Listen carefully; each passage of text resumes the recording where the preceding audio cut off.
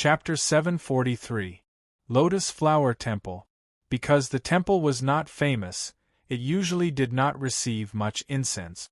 Except for a few faithful believers who would come to burn incense and pay respects to Buddha on Buddha's birthday, almost no one paid attention to it most of the year. However, there were a few young guests at the entrance of Lotus Flower Temple today. "Big brother, it's here," I asked someone.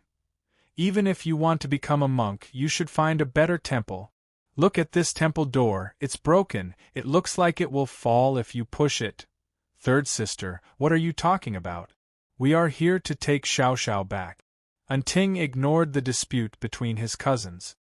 He looked at the Lotus Flower Temple located deep in the mountains, and then stepped forward to knock on the copper lock of the wooden door. After knocking for a long time, no one answered. "Is there anyone here?" And Xiaojun had a bad temper. He jumped up and shouted at the temple. "Are the people inside deaf?" Creak. The wooden door opened and a skinny old nun looked at the few young people at the door and asked, "Benefactors, are you here to burn incense?" "Looking for someone." Unting was too lazy to talk to these nuns and said, "We are here to find the phoenix." "Benefactor, there is no phoenix in this small temple," the old nun said expressionlessly. "Bullshit." And Xiaojun squeezed past the old nun and stood in the courtyard and shouted, "Phoenix, Phoenix, come out!" The old nun was thin and weak. She was hit by Xiaojun and almost fell to the ground. And Ting quickly reached out to support the old nun and said, "Nun, we are all members of the Phoenix's family. We have very important things to discuss with her. There is indeed no phoenix in this temple," the old nun said seriously. "Anyone who enters my Buddhist sect has let go of the past. Now there is only a wholehearted heart to serve Buddha and a body free from the 7 emotions and 6 desires. Big brother, don't talk nonsense with this old nun." And Xiaojun was obviously a little impatient to listen to the old nun talk about Buddhism and said, "Why don't we send someone to look around? How big can this broken temple be?" And Xiaojun waved his hand and the 2 bodyguards behind them ran straight to the backyard. "No need to look." A clear voice came. "I'm here." Phoenix, who was dressed in a light gray robe, quickly walked over and stood in front of the 2 bodyguards in black. She said, "This is a holy land of Buddhism. You can't make a racket here." When the 2 bodyguards in black saw the young miss appear, they naturally did not dare to break into the temple hall and the backyard where the nuns lived. "This old thing still wants to lie." And Xiaojun grinned and said, "We already knew you were hiding here. Sister, come back with us." "Shut up," shouted the phoenix. "Sis, don't be angry." And Xin Yuan walked to the front of Phoenix, reached out to hold her arm and said, "Sister, little June has good intentions. Don't be angry with him. You've been away from home for months. Everyone's worried about you. It wasn't easy for us to find this place. We just want to bring you back. Sister, why don't you come back with us?" The phoenix shook her head and said, "This is my home. Where else should I go?" "Sister, you don't really want to be a nun, do you?" And Xin Yuan felt that this was a very difficult thing to understand. What reason did a family like theirs have to run to become a vegetarian nun? "If my heart is dead, going back will be painful. It's better to be a monk and end my life here," said the phoenix with a firm attitude. And Ting stood in the distance and looked at his sister and Xiao Xiao. He hadn't seen her for a while. Her appearance had become thinner, but her facial features were still as delicate as water. She wore a loose robe and gave off an ethereal feeling. However, her eye sockets were deep and dark. It seemed that the quality of her sleep these days was very poor. What was it that made her give up hope in life and still couldn't sleep in this pure Buddhist land? Because Ting's ability and wisdom were not enough to shoulder the heavy responsibility of the family, there were many things he didn't know. Although he had some guesses in his heart, compared to the actual situation, it was still worlds apart. If he knew the truth, why would he provoke and curse Fang Yen when he met him at the palace hotel? Ting looked at Xiao Xiao and said softly, "Sister, come back with me." "Brother." The phoenix glanced at Ting and said, I've already made up my mind. Don't force me, okay? Take it as the last thing I ask of you. You should know that no one will accept your decision, Ting said in a deep voice. The daughter of the Yin family has never become a nun. Do you know what other people think of us after this happened? Go back. If there's anything, explain it to your family. Grandpa, Grandma, and the elders in the family all like you. How could they bear to let you suffer any grievances? They all like you. How could they bear to let you suffer any grievances? Hearing this, tears were about to flow out of the phoenix's eyes. Could it be that what she had endured was still not grievance? Because of the interests of the family, she couldn't be with the boy she liked. Because of their decision, she had to act with a man she didn't like. Or was it because they were powerless when the man they deeply loved was in danger? If these weren't grievances, then what were they? Was it harm? Was it murder? Yes, they had already killed their feelings, killed their hearts, killed their hopes for the future. Killed the sunlight, the rain, the flowers, the birds, and the insect. Her world was a sheet of darkness. There are some things. Phoenix tried hard not to cry out loud. After this period of adjusting her state of mind and the power of the Buddhist scriptures, she was able to remain calm at this time. She raised her head, not letting the tears fall down from the corner of her eyes, and said, I can't explain it clearly. Xiao. Ting was a little angry and said, What is it? Why can't you explain it clearly? We are all a family. If there's anything, we should bear it together. It's much better than you keeping it in your heart, right? I know, isn't it because of a man? I told you long ago that Fang Yen isn't a good person. I told you to keep your distance from him, but you didn't believe me. But it doesn't matter, you are still young. How did that sentence come about? Which woman hasn't fallen in love with a few idiots when they are young? Just treat him as an idiot who doesn't know how to cherish you. After a pause, Ting said, The last time we met, I already taught him a lesson for you. If you still feel suffocated, wait until we return to Yenjing. Xiaojun and I will find him for a fight. I don't believe that a poor kid from a mountain village like him can challenge our family. You went to look for Fang Yen? The phoenix was shocked. Since I met him, I naturally had to teach him a lesson, Ting said confidently. Since he dared to do it, why would he be afraid of others talking about him? You. Phoenix was so angry that she couldn't speak. She said, What right do you have to find trouble with him? Xiao. Ting's face was pitch black and he said angrily, How can you speak to your brother like that? Even now, you are still speaking for him? Phoenix sighed softly and said, Forget it, you can go back. She looked at Xiaojun and Xin Yuan and said, I appreciate your kindness, but I really don't want to go back. That family can't accommodate me. Sister, just go back with us. And Xin Yuan grabbed Phoenix's arm, wanting to forcefully drag her back. Xin Yuan. Phoenix calmly looked at Xin Yuan and said, Do you want me to die? Sister, I can't go back. Phoenix smiled miserably. If I go back, I will die.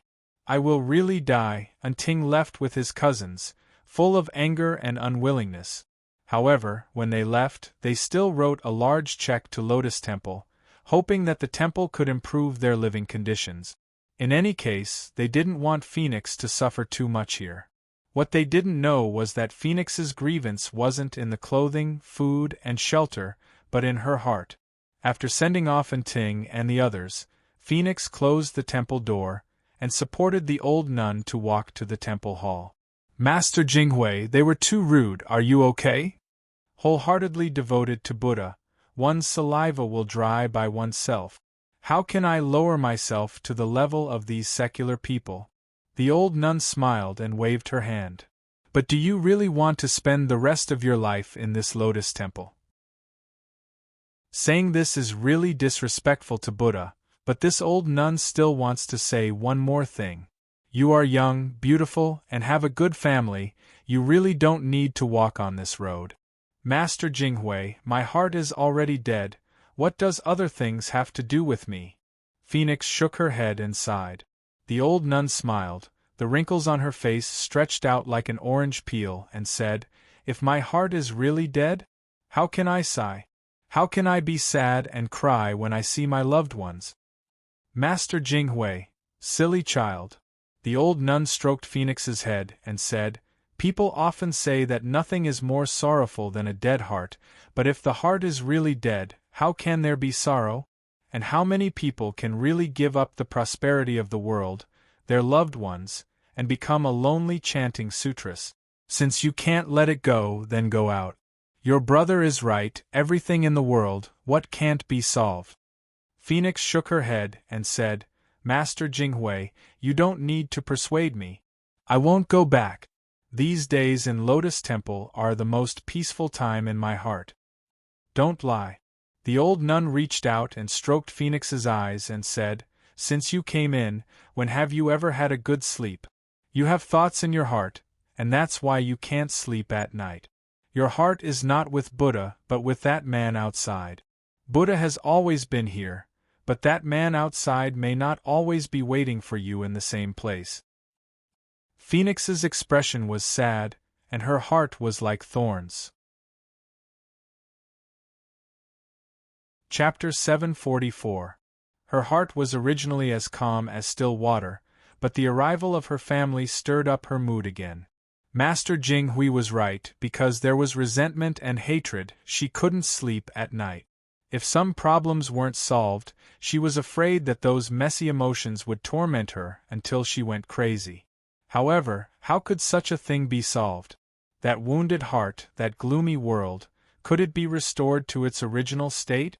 Full of grievances and strong melancholy, she returned to her room, only to find that there was another man in her room.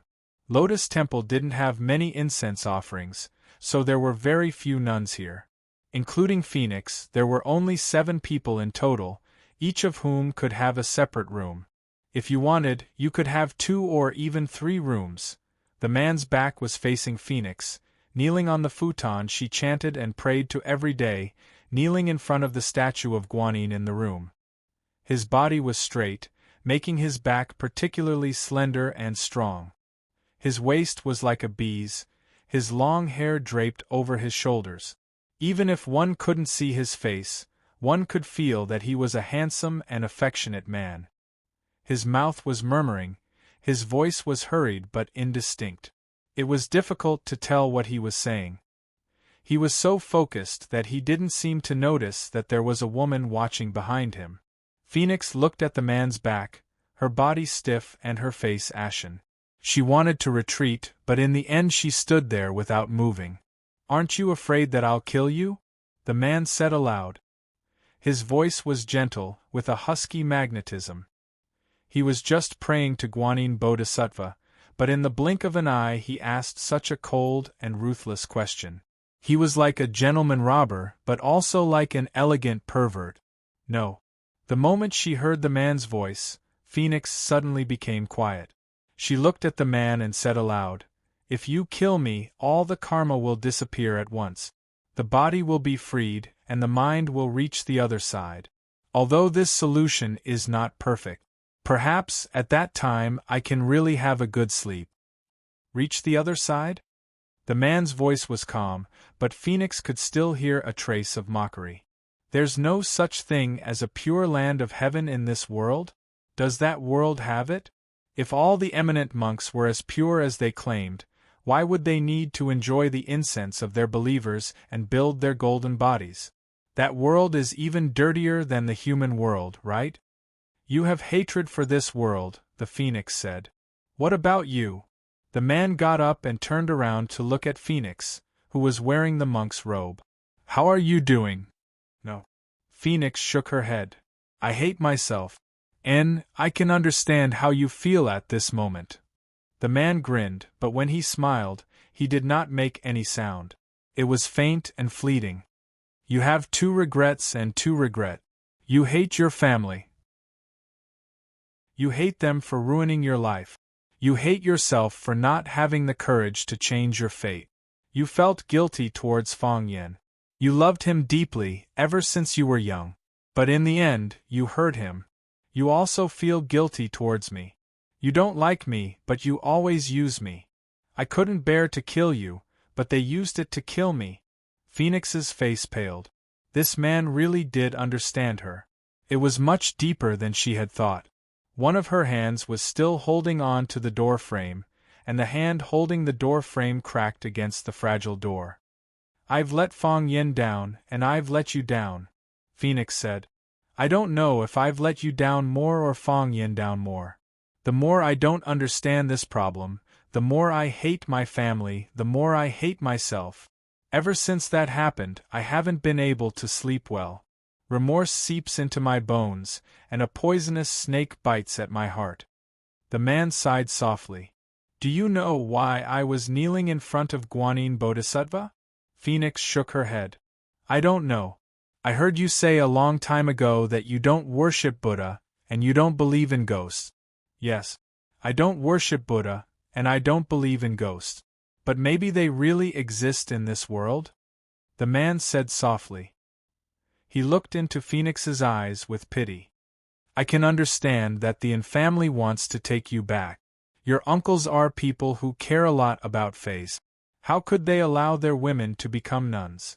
I heard the conversation between you and them. I also heard the conversation between you and that old nun. I know you haven't had a good sleep for a long time. You look very tired. I knelt in front of Buddha and recited the Medicine Buddha's enlightenment mantra for you. I hope Bodhisattva can bless you with no illness or disaster, and let you have a sweet dream. Phoenix's eyes were moist. Why bother? The man grinned. If I was in a novel or a movie, I would be the #1 bad guy in the world. But bad guys also have feelings. Bad guys can also fall in love with a woman. From the first time they see her, day after day, year after year. Even if they know she likes another man, even if they know she's just playing, they're still willing to endure it. Why did you come out? Phoenix said in a choked voice. Everyone thought you were dead. I also thought you were dead. I also thought I was dead. The man squinted his eyes and laughed. But I came back to life. When I opened my eyes, even I was shocked. Bai Xiu, go away. Go far away and don't come back. Phoenix pulled the man's arm, wanting to drive him out, to a place where no one could find him. I will go. Bai Xiu looked at Phoenix and said, I'm here to take you away. Phoenix shook her head and said, I won't go. I won't go anywhere. I live here.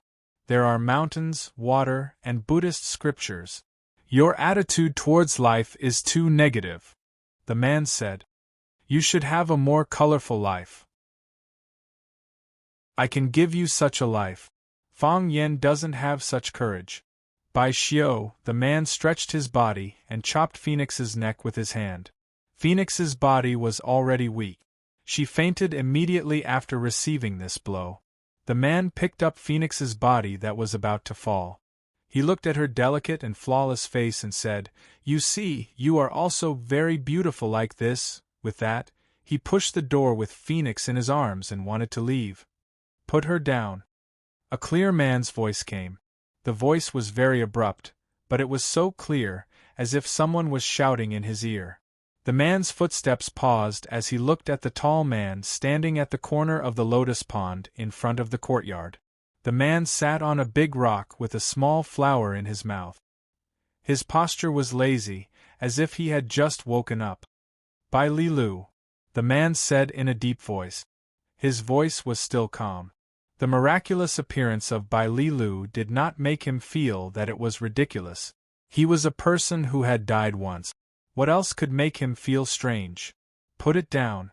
Buddha said to put it down. Bai Lilu was still sitting on the big rock.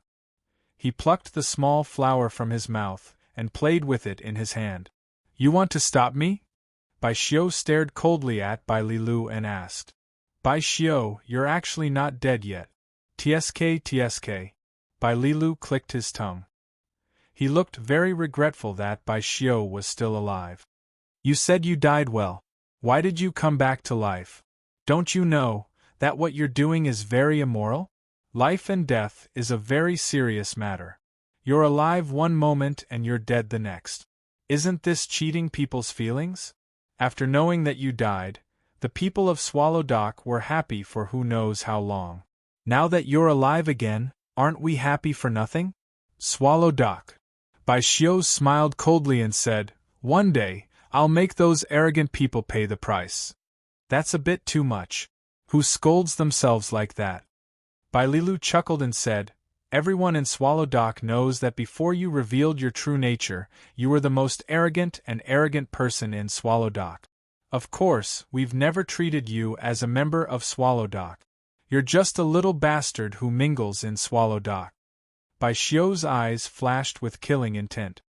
He stared at Bai Lilu and asked, "Did Fang Yan send you? What do you think?" Bai Lilu said unhappily, "I'm not interested in the little girl in your arms.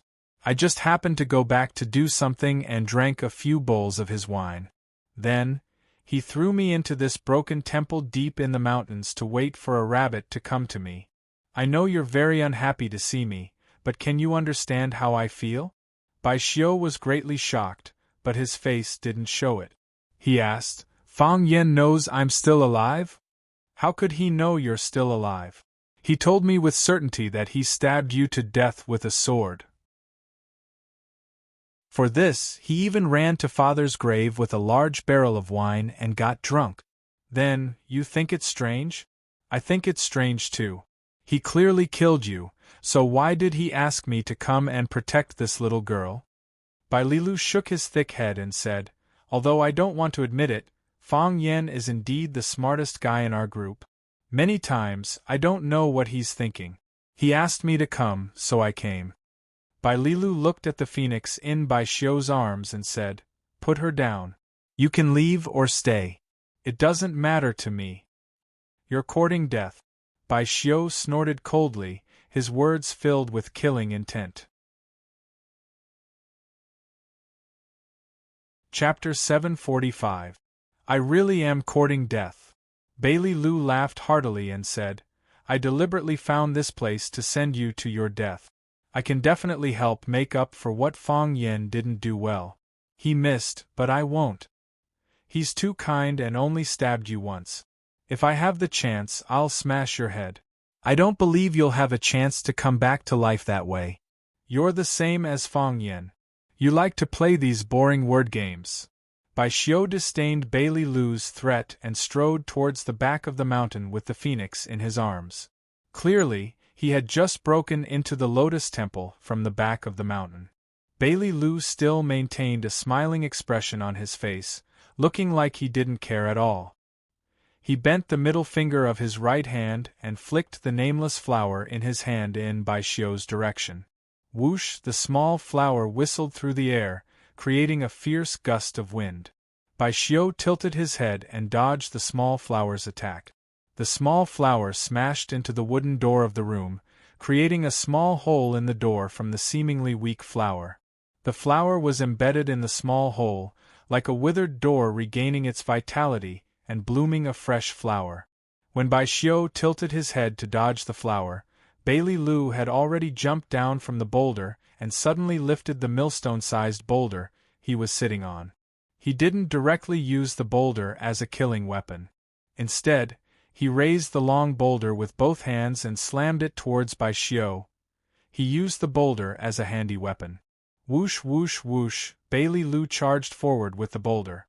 His body was submerged in the boulder, and from Bai Xiu's point of view, Bai Lilu seemed to have become one with the boulder. The boulder moved against the wind, intending to smash Bai Xiu and the phoenix in his arms with a devastating force. Bai Xiu's forward step stopped. Just as the boulder was about to land on his head, he tapped the ground with the tip of his foot and floated backwards along with the strong wind carried by the boulder. This move was similar to Fang Yan's drunken crane riding the wind. Bai Xiu's body floated in the air like a crane, and Bai Lilu's slap missed. Kacha, the 1,000-pound boulder slammed onto the floor, creating a large pit on the moss-covered green brick floor. The 1,000-pound boulder in Bai Lilu's hand also broke into 2 pieces. Bai Lilu's momentum did not diminish.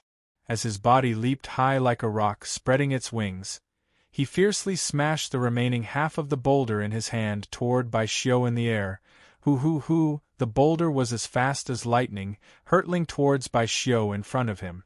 Bai Xiu sensed the danger. As he retreated, he kicked at the incoming boulder with all his might.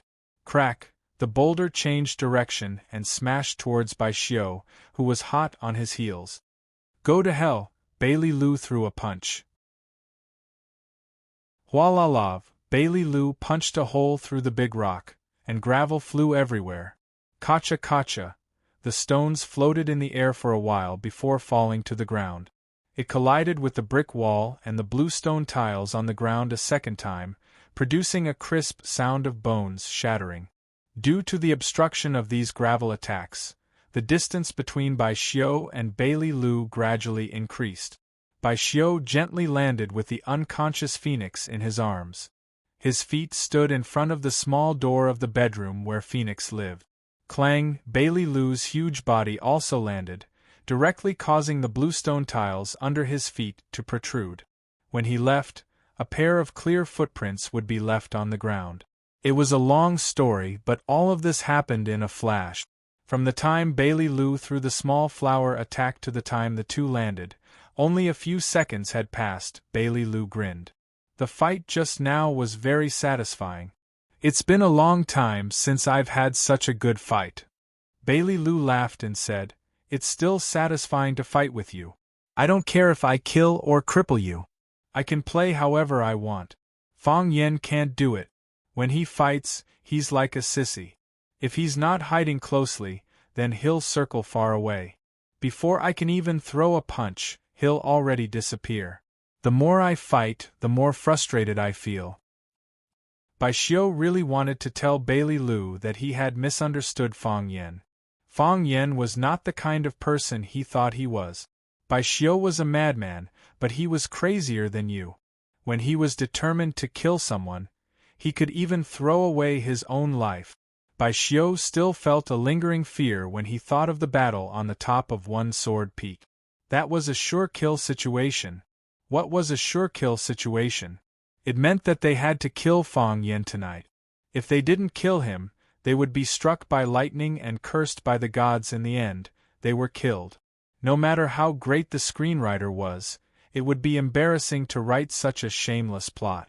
Even villains have their own dignity, okay? Villains also had to maintain their dignity, okay? Now that he heard Bailey Lu say that Fang Yen was a sissy when he fought, Bai Xiu really wanted to reply with one word. Are you blind? Bailey Lu looked at Phoenix in Bai Xiu's arms and said, Put the woman down. Let's have a good time first. You've been knocked down by me. You can't leave and you can't take the girl away. You've knocked me down, so you can do whatever you want. Anyway, I can't stop you. Isn't this very straightforward? That's how it should be, Bai Xiu said. He looked at Bailey Lu with admiration and said, Among the younger generation of Swallow Fort, you're the only guy that I don't hate. Is this a confession? Bailey Lu grinned and said, But the person I like the most is Fang Yen. He's such a cheap person. When you're with him, you either want to scold him or beat him up. It's easy to become good friends while fighting and scolding. That's a pity. Bai Xiu shook his head and said. Bai Xiu spread Phoenix's body on the floor in front of Guanyin Bodhisattva and let her head rest on a cushion so that she could sleep better. He did this very carefully and his eyes were affectionate. He looked like a newlywed husband taking care of his drunk wife. Bailey Lu sighed softly at this scene. No matter what this person's character was, at least he liked Phoenix. He thought of Fang Yen again. What about Fang Yen? Did Fang Yen like Phoenix? The person he liked was Yi Ro, and they were now boyfriend and girlfriend, and the Yi family wanted him to marry Yi Ro and become their son-in-law. It's a mess. Bailey Lu shook his head desperately. He liked to fight to his heart's content and didn't like to think about these headache-splitting complicated things. After Bai Xiu settled Phoenix down, he walked back to the entrance of the small courtyard and stood still. Fight to my heart's content? Fight to my heart's content. Although your 100 miles godly fist has improved a lot, you should know that you're no match for me. I don't know, Bailey Lu said. When it comes to fighting to the death, I won't admit defeat no matter who comes. Bai Xiu nodded and didn't say anything else. He was ready to fight. Stop! An old voice rang out. At the same time, a group of nuns trotted toward the backyard. The noise in the backyard was so loud, with loud shouts and breaking stones, that the nuns chanting in front were all alarmed. Seeing two strange men appear in the backyard, the abbot of the temple immediately shouted, "Pure land of Buddhism, don't be rude." Old Nun Jing Hui stared at Bai Xiu and Bailey Lu angrily. These two people actually dared to come here to fight. Did they have any respect for Buddha? Abbot, they must be here for Phoenix. Where's Phoenix? Go see how Phoenix is doing now. Because Abbot Jing Hui felt that Phoenix's 6 roots were not yet fulfilled, she refused to shave her head. Although Phoenix had been accompanying them to eat vegetarian food and serve Buddha, she was only a layman and couldn't be called a true Buddhist disciple. The nuns in Lotus Temple all liked the intelligent and beautiful Phoenix, so they had always called her by her original name. 2 middle-aged nuns shouted, "Phoenix," as they ran toward the hut where Phoenix lived. "Phoenix, Phoenix!" Bai Xiu stepped forward and blocked in front of them. They moved a few steps, wanting to bypass Bai Xiu and rush into the hut. Just as they were about to do so, Bai Xiu appeared in front of them once again. "Get out of the way!" A middle-aged nun with hemorrhoids at the corner of her lips shouted angrily. "You should know that there are no gods or Buddhas in this world." Bai Xiu looked into the nun's eyes and said, "So, if I attack you, no one can protect you." I've said it very clearly," Bai Xiu said expressionlessly. With a flick of his sleeve, the 2 middle-aged nuns' bodies flew into the air and fell backward as if they had suffered a heavy blow. Bailey Lu took a step forward and picked up the 2 middle-aged nuns' bodies and put them on the ground. He stared coldly at Bai Xiu and said with a face full of mockery, "How mighty, not even letting 2 monks go." "Monks are also human," Bai Xiu said. "Anyone who makes a mistake should pay the price." This sentence sounds familiar. It's Fang Yen who said it, Bai Xiu said. When Fang Yen wanted to kill me, he said this. I think what he said is very reasonable. Clang, clang, clang, Bailey Lu walked toward Bai Xiu step by step. With every step he took, his foot that landed on the ground would leave a hole in the bluestone brick. Anyone who makes a mistake should pay the price, Bailey Lu said in a hoarse voice. Now, it's your turn to pay the price for your mistake. Bai Xiu looked at Bailey Lu's feet and raised his eyebrows slightly. This Bailey Lu, who he did not take seriously before, seemed to have grown up at an astonishing speed. 100 godly fists destruction of heaven and earth, Bai Xiu said softly. I want to see how you are going to destroy this heaven and earth. Chapter 746. Bai Xiu's complexion was like jade, and he was incomparably handsome. But there was a hint of violence in his eyes. He didn't look like someone easy to deal with. Bai Lu was majestic, cool, and unrestrained. His every movement was natural and without any scheming, and his eyes were clear, even a little childlike. He gave people the feeling of a child who couldn't grow up. They faced each other, the battle was about to begin. Bai Lu looked at Bai Xiu with a smile and said, Teacher once said that Bai Xiu is good with the sword, better than me. I've wanted to experience your thunder sword for a long time. I didn't think I'd get the chance until today. Congratulations, Bai Xiu said calmly. Ever since he was killed by Fang Yen once, he didn't feel any joy or sorrow. His heart was as still as water. He was alive, but his heart was dead. Now he suddenly realized, what else was there in the world that was worth his longing for? Congratulations for finally having the chance to fight with you. Congratulations for finding me now. If you challenged me a long time ago, you would have died a long time ago. You think you can make me angry like this? Bai Lu laughed and said, To be honest, when it comes to verbal attacks, you're not even as good as Fang Yen. Even he can't make me angry, how can you mess up my state of mind? I didn't want to make you angry, nor did I want to mess up your state of mind. I'm just stating a fact. You've been killed by Fang Yen once, I didn't think you're still so arrogant. Do you really think there's no other talent in Swallow Dock besides you? Of course there is, Bai Xiu said. Fang Yen has the heart of Tai Chi, a rare genius in Taoism. He can be counted as one. Yi Wenro entered Taoism from martial arts, she almost reached the heavenly Tao realm, she can also be counted as one. The others are just SOSO, I've never taken you seriously. Bai Lilu laughed out loud and said, Bai Xiu, you've improved. I thought you thought I was number one in the world, and the others were no match for you. After being stabbed by Fang Yen, he finally understood that there was always someone better than him. You said that Fang Yen and Yi Ro were talents of Swallow Dock, and I admit that. Also, they have fought with you before, using their true strength to conquer you. Bai Lilu stomped his feet and charged towards Bai Xiu, shouting, Now, let me do this. Bai Lilu's body was like an angry rhinoceros. His feet were like the iron hooves of a rhinoceros. Every step he took made a big hole in the bluestone floor. There was no gravel in the hole, only powder. White mist lingered in the depths of the footprints, carrying the smell of scorched earth. Bai Lilu's body was very heavy, but his punches were very light. Of course, the fist was extremely fast, reaching Bai Xiu's chest in the blink of an eye. There was no gust of wind or thunder. It looked like a casual punch, but it was also a punch that shook Bai Xiu to his core. This is, Bai Xiu thought in his heart. He had never fought with anyone from the Bailey family, but since they were both from Swallow Dock, how could he not have any understanding of the Bailey family's godly fist? The Bailey godly fist was known for its strength. Once the godly fist appeared, life and death would be seen. It would not stop until blood was shed. Their method of punching was best exemplified by the genius of the Bailey clan, Bailey Feng. Because Bailey Feng's punches were fierce and domineering, he never held back in battle. Therefore, the outside world called him Bailey Feng.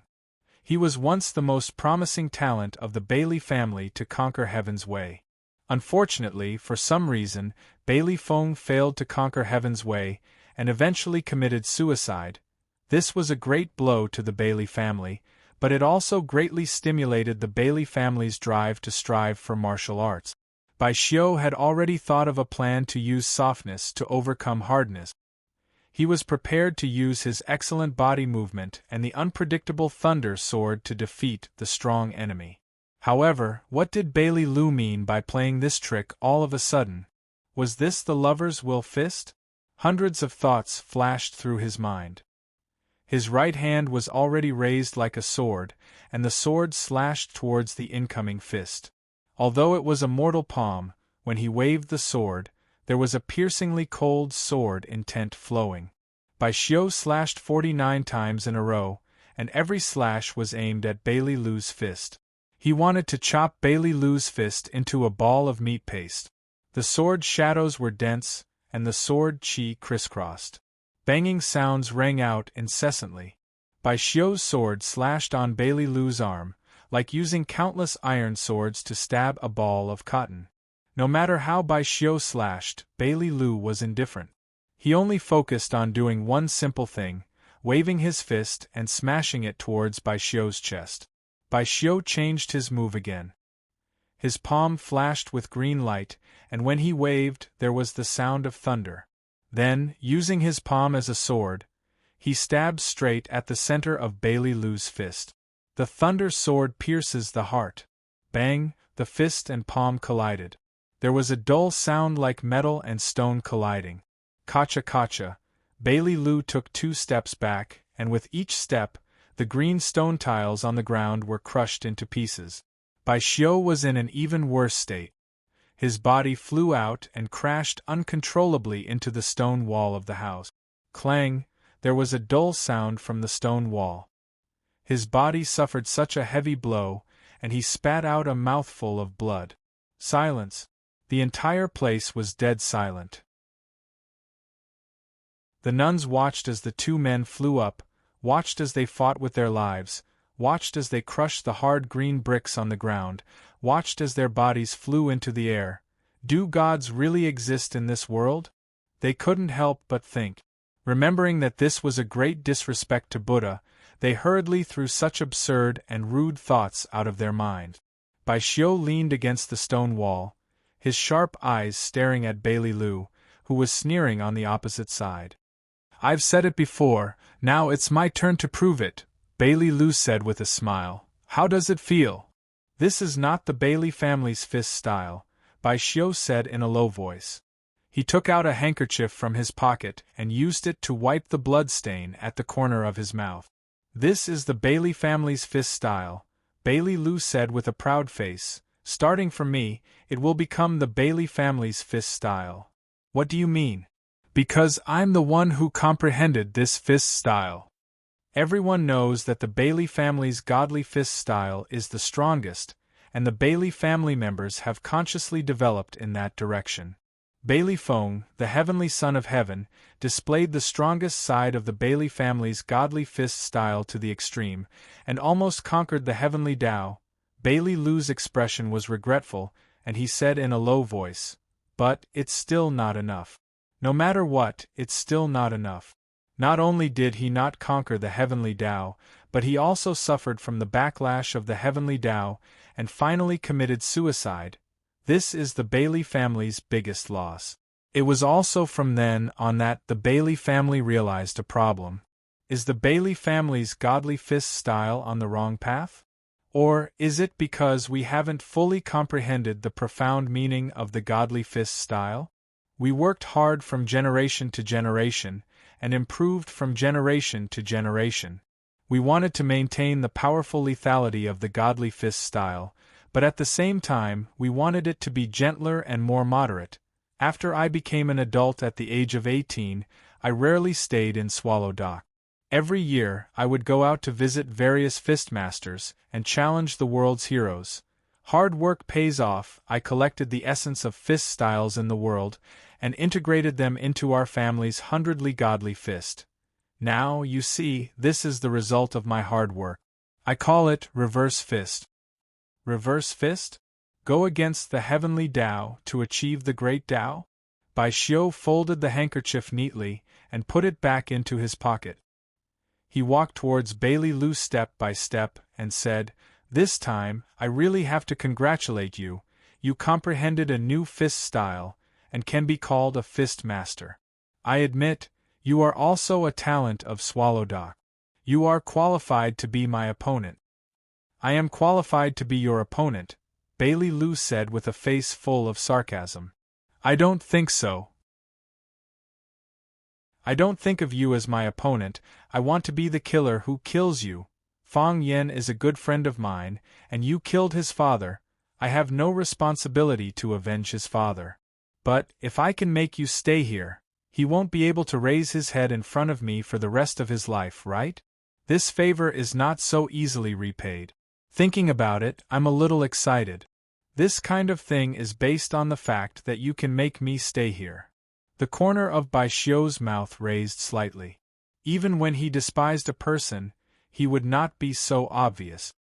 "I'm afraid I have to disappoint you." "Then eat my fist again."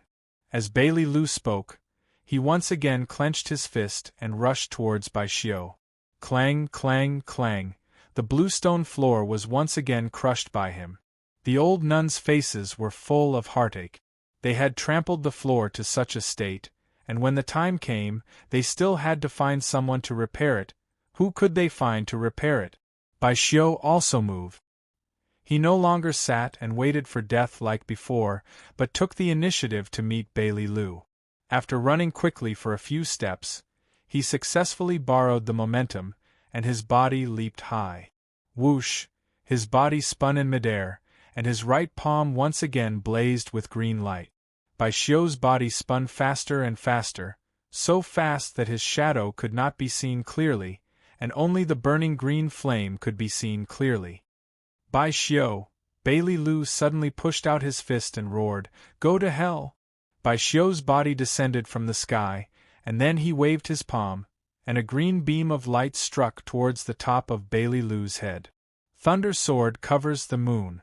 Covering the sky and covering the moon, he wanted to split Bailey Lu in half with one strike. He had once used this move against Fang Yan, and although he failed in the end, this move had really caused great trouble for Fang Yan. I can't cut Fang Yan, but can't I cut Bailey Lu? Bai Xiu thought in his heart.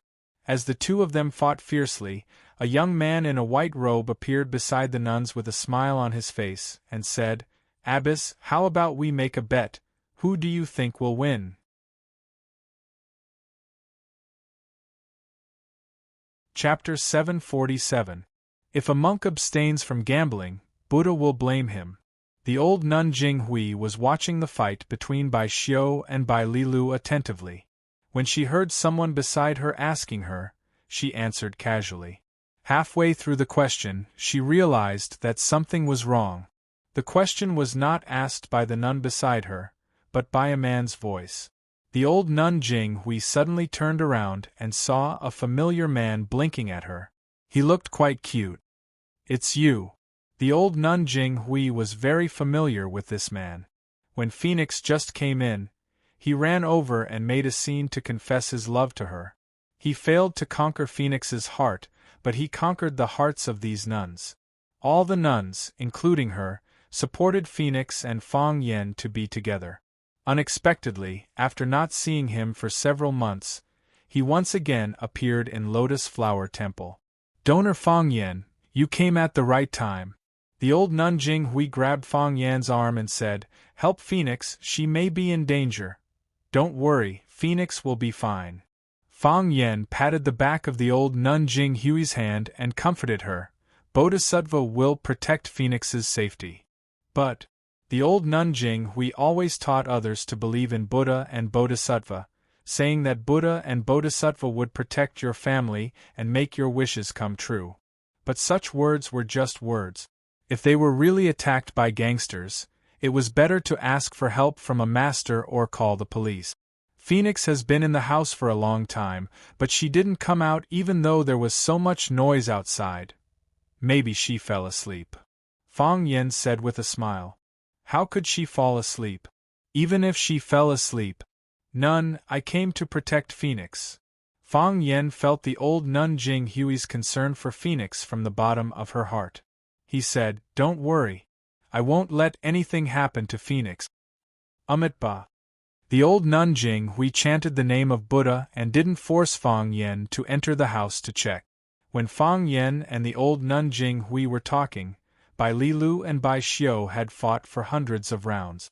Bailey Lu's reverse punch was indeed unique.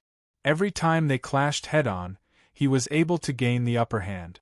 Every time the fist and palm collided, Bailey Lu would only take 2 steps back, but Bai Xiu's entire body would be sent flying. And when Bai Xiu used the thunderclap sword technique to contend with Bailey Lu suffered greatly. His body was severely injured by the palm sword. The clothes on his body were shredded by the sword chi, and he looked to be in a sorry state. Clang! Bai Lilu sent Bai Xiu's body flying with another punch. This time, he took 4 steps back. He frowned, very dissatisfied with the results of this battle. Moreover, Bai Xiu was indeed a genius. In a short period of time, he had already learned to dispel his defying force. Although he was still very inexperienced, he was working hard in the right direction. I must finish the battle as soon as possible, Bailey Lu thought to himself. Defeat him before he truly grasps the technique of dispersing force, or even kill him. Bai Xiu's body flew in the air. Just as he was about to hit the wall, his feet kicked back and he flew forward again. Bai Xiu's body landed lightly. His eyes did not look at Bailey Lu, but at the lotus pond at the side. Fang Yan felt Bai Xiu's gaze and looked up. He waved at him and said, "Bai Xiu, I didn't think we would meet again. I thought you were already dead." The corner of Bai Xiu's mouth twitched. He sneered and said, "You thought I was dead, but you sent Bailey Lu here to wait for me? To be honest, the rabbit I sent Bailey Lu here to wait for is not you, but Jiang Junling. You also know that Jiang Junling's character is even worse than yours. He is the kind of scum who can do anything. If I didn't send Bailey Lu here to protect the Phoenix, they might have thought of a way to capture the Phoenix and use her to threaten me. I am a man who values relationships very much, so I will definitely fall for your evil scheme. You guys set up a sure kill trap at Solitary Sword Peak and failed to kill me, so you must be very dissatisfied with the Phoenix, right? As expected, Jiang Junling didn't come, but he sent one of his lackeys. Bai Xiu, how does it feel to be a dog? Bai Xiu tilted his head and thought for a moment. He said, "It's slightly better than being a dead dog." That's true. Whether it's a dog or a dead dog, you have a lot of experience. Fang Yen looked at him with admiration. But, Bai Xiu, why is it you again? Why can't it be me? I couldn't kill you last time, so you can stay this time. Fang Yen said with a smile. Putting yourself in someone else's shoes is the heart of Buddha. You should also care about my face. If I let you escape again this time, where do you think my face will be? You! Bai Xiu said in a deep voice. Fang Yen quickly waved his hand and said, I can't. I can't stop you. You have to walk 100 miles. You two continue to fight, don't stop. I'll try not to delay you. Bai Lilu stared at Fang Yen with wide eyes and said angrily, Do you have a conscience? I'm fighting to help you. I know. Fang Yen nodded with a smile and said, So, that day when we were drinking in the old drunkard's courtyard, after you agreed to my request, I immediately offered you 3 big bowls of shadaozi. Have you forgotten? Let's get started. Fang Yen waved his hand and looked at the nuns beside him who were watching the fight seriously and said, The nuns are getting impatient. Bai Lilu looked at Bai Xiu and said, Are you very angry in your heart? Yes. Bai Xiu nodded frankly. I'm also very angry in my heart, Bai Lilu said. Then we can join forces to get rid of the person who made us angry. In your dreams, Bai Lilu said angrily. Do you think I'm an idiot? You're notorious now. Everyone can't help but cover their nose when they mention your name. I won't join forces with you. If I do, my reputation will be ruined by you. You've seen it, I've learned the inverse punch. I'm preparing to become a boxing grandmaster and leave my name in history. A gentleman doesn't stand under a collapsing wall. I can fling my sleeves and leave now. I don't care if you guys fight to the death. But as I said, I've long wanted to try your thunderclap sword. So, use your full strength. Don't make me regret this trip. Bai Xiu looked at Bai Lilu calmly. After pondering for a long time, he said, All right. Clang, a dragon's roar rang out. Bai Xiu pulled out a flexible sword from his waist. The flexible sword trembled, and the tip of the sword emitted a silver-white light under the light. He didn't say a word and rushed toward Bai Lilu with the long sword in his hand. Bai Lilu let out a muffled roar. He clenched his fist and attacked Bai Xiu. Clang, clang, clang, Bai Lilu once again displayed his destructive nature. He crushed countless bricks as he ran. The smile on Fang Yan's face gradually faded. He knew that the real battle was about to begin. Bai Lilu's inverse punch versus Bai Xiu's Thunder Phoenix sword. Who would be the final winner? One was light and the other was wild.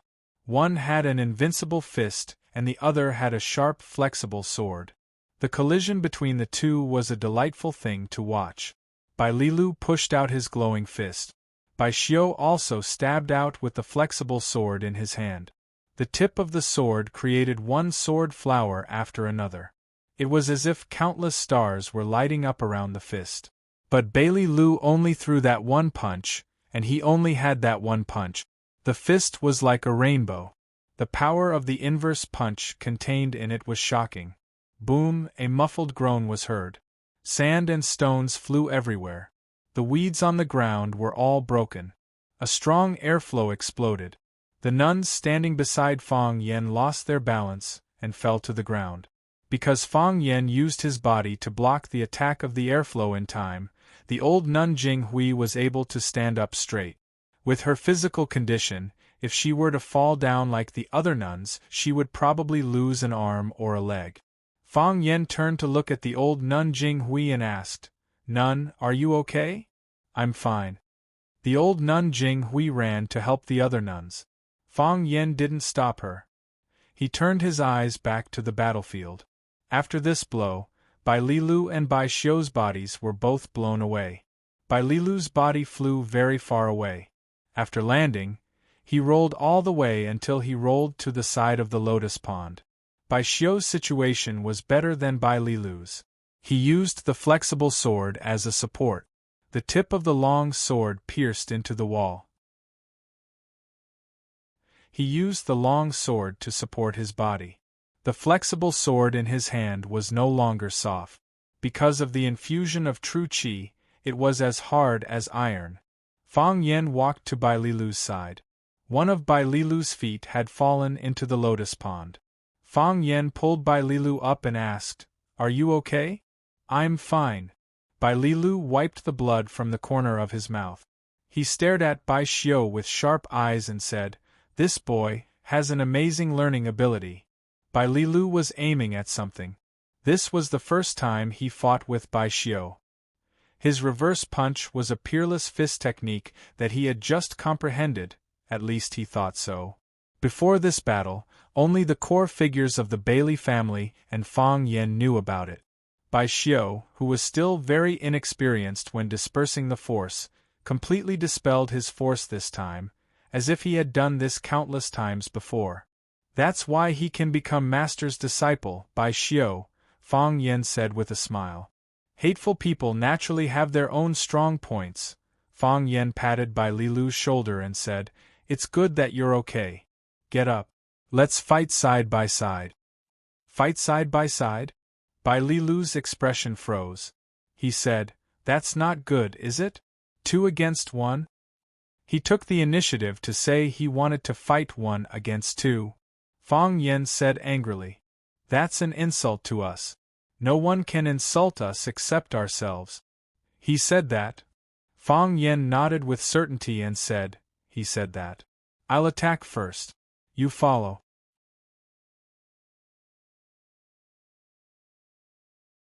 Chapter 748. But Bailey Lu wanted to tell Fang Yen that it was not heroic for 2 people to fight against 1 person. He, the great hero Bailey, could not do such a thing. It was too shameful. He was a big shot who was going to become a boxing grandmaster. But he could not say it because it was not the first time he had done such a thing. He was a little annoyed. After being with Fang Yen for a long time, he could not help but have his moral bottom line dragged down to the horizon. As Fang Yen spoke, his body suddenly leaped high into the air. His body was like a cannonball, flying upside down towards Bai Xiu, who was hanging on the wall. His body rolled in the air, then he slapped Bai Xiu's head. Whoosh! The shadow of the palm was like countless cloud-expelling palms, trying to seal and cover Bai Xiu. In the battle with Bailey Lu, Bai Xiu was already injured. His chest was stabbed by Fang Yen. Although the Tao addict, Song Zaniang, used a precious ancient book to invite the medical addict, Qin Wujie, to save him.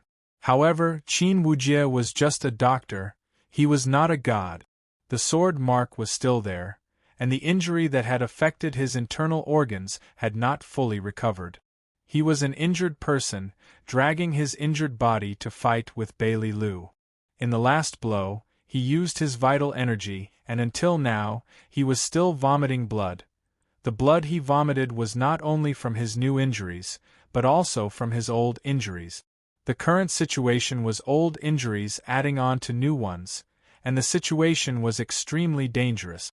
For people like them, they could feel the chirping of insects and even the sound of flowers blooming. Naturally, he heard everything Fang Yen said. He wanted to cover the blood in his mouth and roar, "When did I say that I would fight against 2 people alone? I'm already injured like this, and I still want to fight against 2 people alone. Do you think I'm an idiot? Am I insulting you, or are you insulting yourselves?" Of course, Bai Xiu could not say such words out loud. Because if he yelled and said that he did not say that, Wouldn't it show that he was afraid of Fang Yen and Bai Lu? He was indeed afraid, but he could not say such things out loud. A man needs his face, a tree needs its bark, and a puppy also wants a flowery coat. Men were very prideful. Otherwise, how could they be called men? While Bai Xiu was struggling in pain, Fang Yan's body had already flown down from the highest point. Like a shining meteor, he illuminated everyone's eyes as he flew towards Bai Xiu with an incomparably graceful and beautiful posture. Before the palm arrived, the force had already been unleashed. Bai Xiu's chest was aching from the strong wind. He could already imagine how much damage Fang Yan's firmament-expelling palm would bring to his chest. With a single palm strike, his chest would probably be smashed and caved in, right? Bai Xiu kicked the wall with the tip of his foot and his body flew backward. He pulled out the long sword in his hand from the wall. His body spun 360 degrees in the air, and the long sword in his hand danced in an airtight manner. Countless sword shadows crisscrossed, and countless specks of starlight lit up. The sword shadows and starlight shrouded the direction in which Fang Yen was rushing from, imprisoning his entire body. At the same time, Bai Lu got up from the ground and ran towards Bai Xiu's position. Behind him, rocks flew everywhere, as if there was a huge explosion. When he was about to reach Bai Xiu's position, he stomped his feet and soared into the sky. Whoosh! His huge body turned into a cannonball, crashing towards Bai Xiu's figure in midair. Reverse punch! He punched out and his entire arm blazed with green light. That green light was like a burning flame, spreading to his entire arm. Even the right side of his face was dyed with the green light. Bai Lu's sleeves instantly turned into ashes, the fine powder drifting in the air. Fang Yen and Bai Lu attacked the top and bottom respectively. The two attacked from both sides, wrapping Bai Xiu into a meat patty. Boom! Bai Lu moved later, but arrived first. He punched at Bai Xiu's lower body. Whoosh! Fang Yan's palm struck out and the surrounding air condensed, causing the entire space to distort. Crackle! This was the sound of the air burning, and a burnt smell permeated the air. Bai Xiu's robe fluttered, and his long hair, which was tied up by the black rope, flew in the wind. His eyes were piercingly cold, and his expression was solemn. He knew that this was the most dangerous moment of his life. It was even more dangerous than when he was lying on the ground a few months ago, and Fang Yen stabbed at him with his sword. The last time, he was stabbed by Fang Yen. He thought he was dead, but then he came back to life. However, the worst outcome would be death. If he couldn't deal with the joint attack of Fang Yen and Bai Lu today, he might be smashed into meat paste or turned into meat paste. They wanted to dismember him. Bai Xiu had no time to think. All he could do was unleash the full power of the thunderclap sword. As he thought this, the sky full of sword shadows turned into a single sword, and the sky full of starlight suddenly extinguished and disappeared. All that was left was that sword, that plain and ordinary sword. Even the old nuns at the side felt a little down in their hearts when they saw the beautiful flowers turn into such a plain and ordinary scene. It was like a drama had just entered its climax, and everyone was waiting for it to explode, but the actors had already begun to wrap up. The thunderclap sword's thunderclap sword. This was a sword of life and death, and it was also a sword that Bai Xiu comprehended after his resurrection. He broke through his own shackles and became a true master of the sword. With this sword alone, he could be ranked as a grandmaster. Like heavenly sword Lu Kanyang 100 years ago, he was a swordsman who understood the sword the best. Bai Xiu understood the sword. Swords were swords and people were swords. People could get angry and so could swords. People's personalities were different, so they would show different attitude. Swords were the same. When you were happy, the sword you swung was happy. When you were sad, the sword you swung was sad. When your life is in danger, your sword will also feel threatened. If your heart started to feel fear, then your sword would be the first to feel fear, and you wouldn't even be able to control it. Fang Yen was as despicable as one. Bai Xiu was as one with the sword. As expected of the two most outstanding young geniuses of Swallow Fort. That ordinary-looking sword was no longer a sword, but Bai Xiu.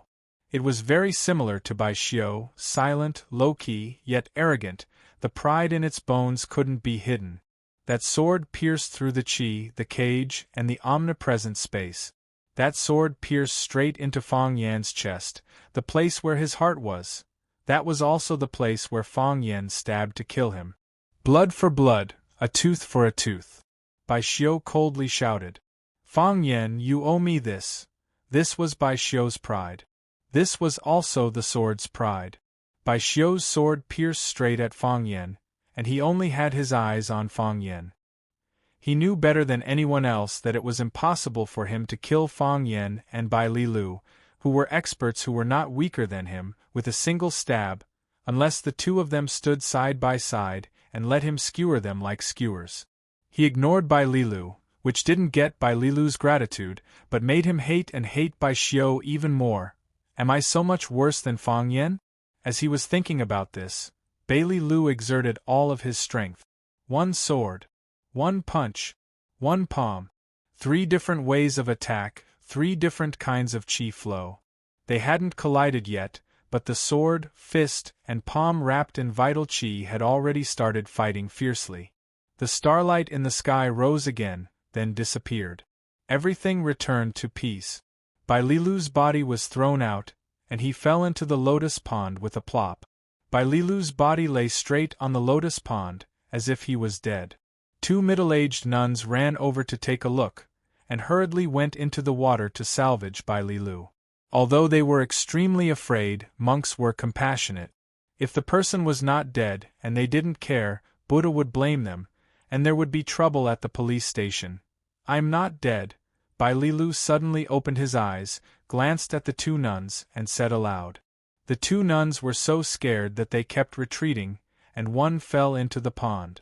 It seemed that the Bai Lilu who was not dead was more terrifying than the dead Bai Lilu. But I'm seriously injured, Bai Lilu said. Very seriously. Maybe I'll really die. The 2 nuns looked at each other and walked over together. Each of them grabbed one of Bai Lilu's arms, trying to drag him out of the water first. Fang Yan retreated to the group of nuns. There was a wound on his chest, a wound that touched his flesh. The opened flesh was oozing blood, gurgling out, and it flowed rapidly. Bai Xiu disappeared. The other nuns were panic-stricken. Only the old nun Jinghui and another older nun ran to Fang Yan with a worried face and said, Benefactor Fang Yan, are you okay? Oh, you're seriously injured. Thank you, nun, this. I know very well. Fang Yan smiled and thanked her. After all, Bai Xiu's sword had cut his body. No one knew better than him how serious the injury was. Should we call the police? Thank you, nun, I'm fine. Fang Yan was still able to maintain a kind smile to the old nun, and said, There's no need to call the police. When the police arrive, the bad guy will be dead, and they can only take the good guy away. Only the thieves of Swallow Dock can do such a shameless thing. An old voice came from the sky. Everyone looked up and saw a man in a black robe appear on the roof. Bai Xiu, who had disappeared, was held in his arms.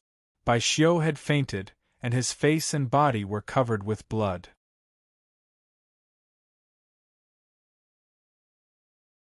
Chapter 749. The man on the roof was completely shrouded in a black robe, and a black hat on his head, covering half of his face. Obviously, he didn't like to show his true face in front of others. One of his hands was pressed against Bai Xiu's chest, and a cloud of white mist rose. It seemed that he was using his true power to guide the stagnant and broken airflow in Bai Xiu's body, guiding it into Bai Xiu's sea of qi in order to maintain his vitality. Bai Lilu was trying hard to climb out of the lotus pond.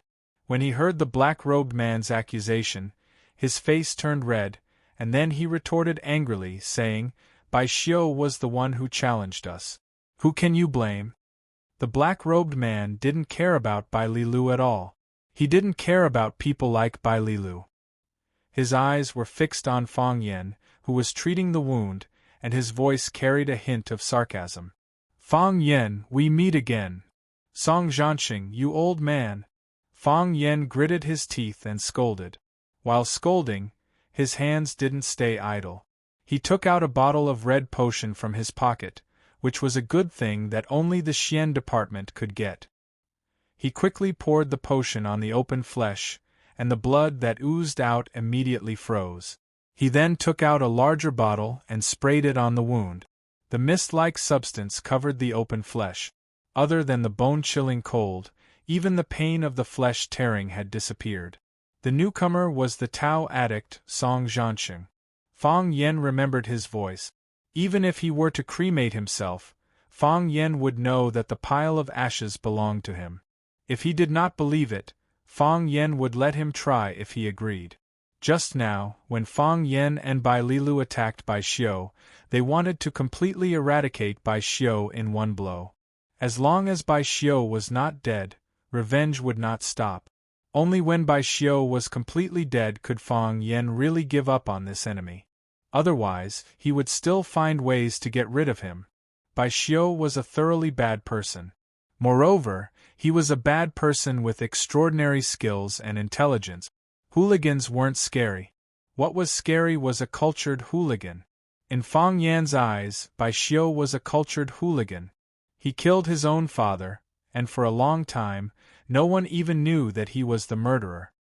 He was as calm as usual, living his life in Swallow Dock as usual, reading books, practicing swordsmanship, and nodding to everyone he met, but he did not get close to them or stay away from them. From this, it could be seen how firm and cold his temperament was. Now, his target was the phoenix. If Fang Yen hadn't asked Bai Lilu to come and help guard in advance, he would have succeeded this time. The phoenix had fallen into Bai Xiu's hands. If they used the phoenix to force him to do something that went against Fang Yan's conscience or his own heart, how should he deal with it? Bai Xiu must die, and the Tao addict must be punished. Just when Fang Yen and Bai Lilu were ready to join hands to kill Bai Xiu, in case something unexpected happened, Tao addict Song transplanting rice appeared again. He suddenly took action and pulled Bai Xiu out of the encirclement at the critical moment. Tao addict Song transplanting rice blocked the real killing moves of Fang Yen and Bai Lilu, so Bai Xiu had to bear less. Ha ha ha, Fang Yen, in this world, only you dare to scold me like this. Don't flatter yourself. Fang Yen sneered and said, there are many people who scold you, but you don't know it. Not only do I dare to scold you, but I also dare to kill you. Fang Yen, you are so naive. Tao addict was not angry with Fang Yan's words. She said, do you think you and the good-for-nothing who climbed out of the pool can kill me? Isn't that enough? Fang Yen asked with a smile. Of course not. Song transplanting rice said rudely. If it weren't for the two old guys who desperately protected you at Sword Peak, I would have killed you with my palm. How could you have the chance to talk nonsense now? Fang Yen laughed and said, it's so childish to say that. Before they came, I took so many slaps from you, but I didn't see you kill me. Later, my two masters came. You couldn't beat them, so you put the blame on them. You wanted to protect Bai Xiu, but I stabbed you with my sword. But that bastard is so tough that I didn't kill him with my sword. I won't make such a mistake again. Speaking of this, Song transplanting rice's anger rose again. Fang Yen tricked them and stabbed his sword into Bai Xiu's chest. At that time they really thought that Bai Xiu was dead. After the two old guys took the unconscious Fang Yen and the seriously injured phoenix away, they also left Sword Mountain with Bai Xiu's corpse. Song transplanting rice touched Bai Xiu's body and felt that his heart was still beating weakly. Song transplanting rice immediately used the genuine qi in his body to protect his heart, and then asked someone to exchange the Tao ancestors' handwritten cure illness technique for the treatment of Qin Wujie, the medical addict. In order to exchange for Bai Xiu, he had lost one of his favorite treasures. It was the only one in the world. The medical addict had coveted it for a long time, and finally had to give it to him as a consultation fee. Until now, he still felt his heart bleeding. If it weren't for Fang Yen, the cure illness technique would still be in his personal treasure house. Fang Yen, do you know? You will never be a match for Bai Xiu. You will always be defeated by him. Song transplanting rice knew how to provoke Fang Yen and how to make him suffer. He killed your father, but you can only look for the murderer like a fool. You can't kill him, but he wants to kill you. Fang Yen pointed to Bai Xiu and Song transplanting rice's arms and said, "He can't kill anyone like this, right? Why do you think I came?" Song transplanting rice laughed sinisterly. "What do you think I'm doing here? Could it be that this is a trap?" Fang Yen exclaimed. "Bai Xiu knows that you are a playboy. Although there are many excellent women around you, you can't let go of Phoenix." Song transplanting rice explained with a smile. He was willing to do such a thing. It was refreshing to kill the prey with one strike, but it was even more interesting to watch the prey struggle in remorse. So, he came to find Phoenix. His purpose was to lure you out. The original plan was to take Phoenix away and force you to the place we agreed on. I was a little worried, so I came to take a look. I didn't expect to meet you here. Well, if you don't care about the feng shui, I'll finish you here. It'll save me the trouble of walking through the high mountains. So, your target is me, Fang Yen said with a sigh. What do you think? Bai Xiu was indeed infatuated, but he was also a smart man. He knew how to choose between a woman and life and death. He was dead in the past, and now he was a heartless Bai Xiu. Would a heartless Bai Xiu still care about a woman's feelings? The mantis stalks the cicada, unaware of the oriole behind. I'm sure you're familiar with the saying, "I know your family has a long history of learning, right?" I see, Fang Yen said with a smile. Bai Xiu kidnapped Phoenix to lure me to the place where you were lying in ambush. In the end, Bai Xiu's kidnapping didn't work because I had already arranged for people to ambush him here. When we were about to kill Bai Xiu, you ran out and ruined our plans. You even threatened to kill me. Do you think that I don't have a backup plan just because you have a backup plan? Huh! Song transplanting rice said sarcastically, "If the monk and the Taoist don't come to save you, I'd like to see who can stop me this time. You have a plan to kill me, but I have Yi Wenro," Fang Yen said with a smile. He shouted to the house, "Ro Ro, come out. Come and see how disgusting and ugly the world-famous Tao addict Song transplanting rice is." Creak. The wooden door of the hut where Phoenix lived opened, and Yi Wenro, dressed in black, stood at the door. She held a woman in her arms. It was Phoenix, who had been knocked out by Bai Xiu and put on the futon in the room. Yi Wenro walked towards Fang Yen with Phoenix in her arms, and then handed Phoenix over to the nuns around Fang Yen. Old nun Jing Hui was anxious. She grabbed Phoenix's arm and shouted, "Phoenix, Phoenix, Phoenix, how are you?" Although Phoenix did not enter Buddhism, she had a very good relationship with these nuns. They all treated her as their own niece. "She will be fine," Yi Wenro explained softly, "she was just knocked out. She will wake up after a sleep." Yi Wenro glanced at Fang Yen and said, "I think it's up to you to decide whether to wake her up or not." Fang Yen nodded and sighed softly. Yi Wenro's approach was right, and it was entirely for his own sake. If Phoenix woke up and faced such a situation again, how would she feel? Even he did not know what kind of mood he should use to face Phoenix. Besides, what if Yi Wenro is jealous? Song transplanting seedlings had obviously heard of Yi Wenro. When he saw Yi Wen coming out of the room, he couldn't help laughing. His voice was like a goshawk or an old dog. He said in a deep voice, "Fang Yen, is this the move you prepared for me? Are you going to let your woman intercept me and kill you? I'm afraid you want to drag her to death with you. Tao addict is famous, and her cultivation is unfathomable. She is no longer limited to the 7 addict. Even Ho Zhendong, the martial addict, is no match for you. So, we are going to attack you together. Do you dare to take it?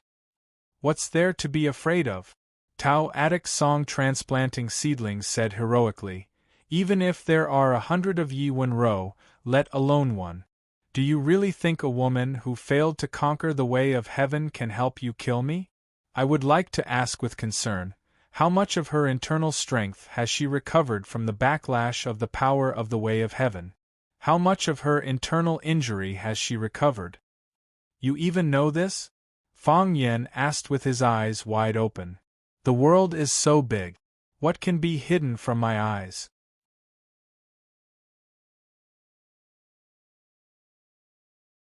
Chapter 750.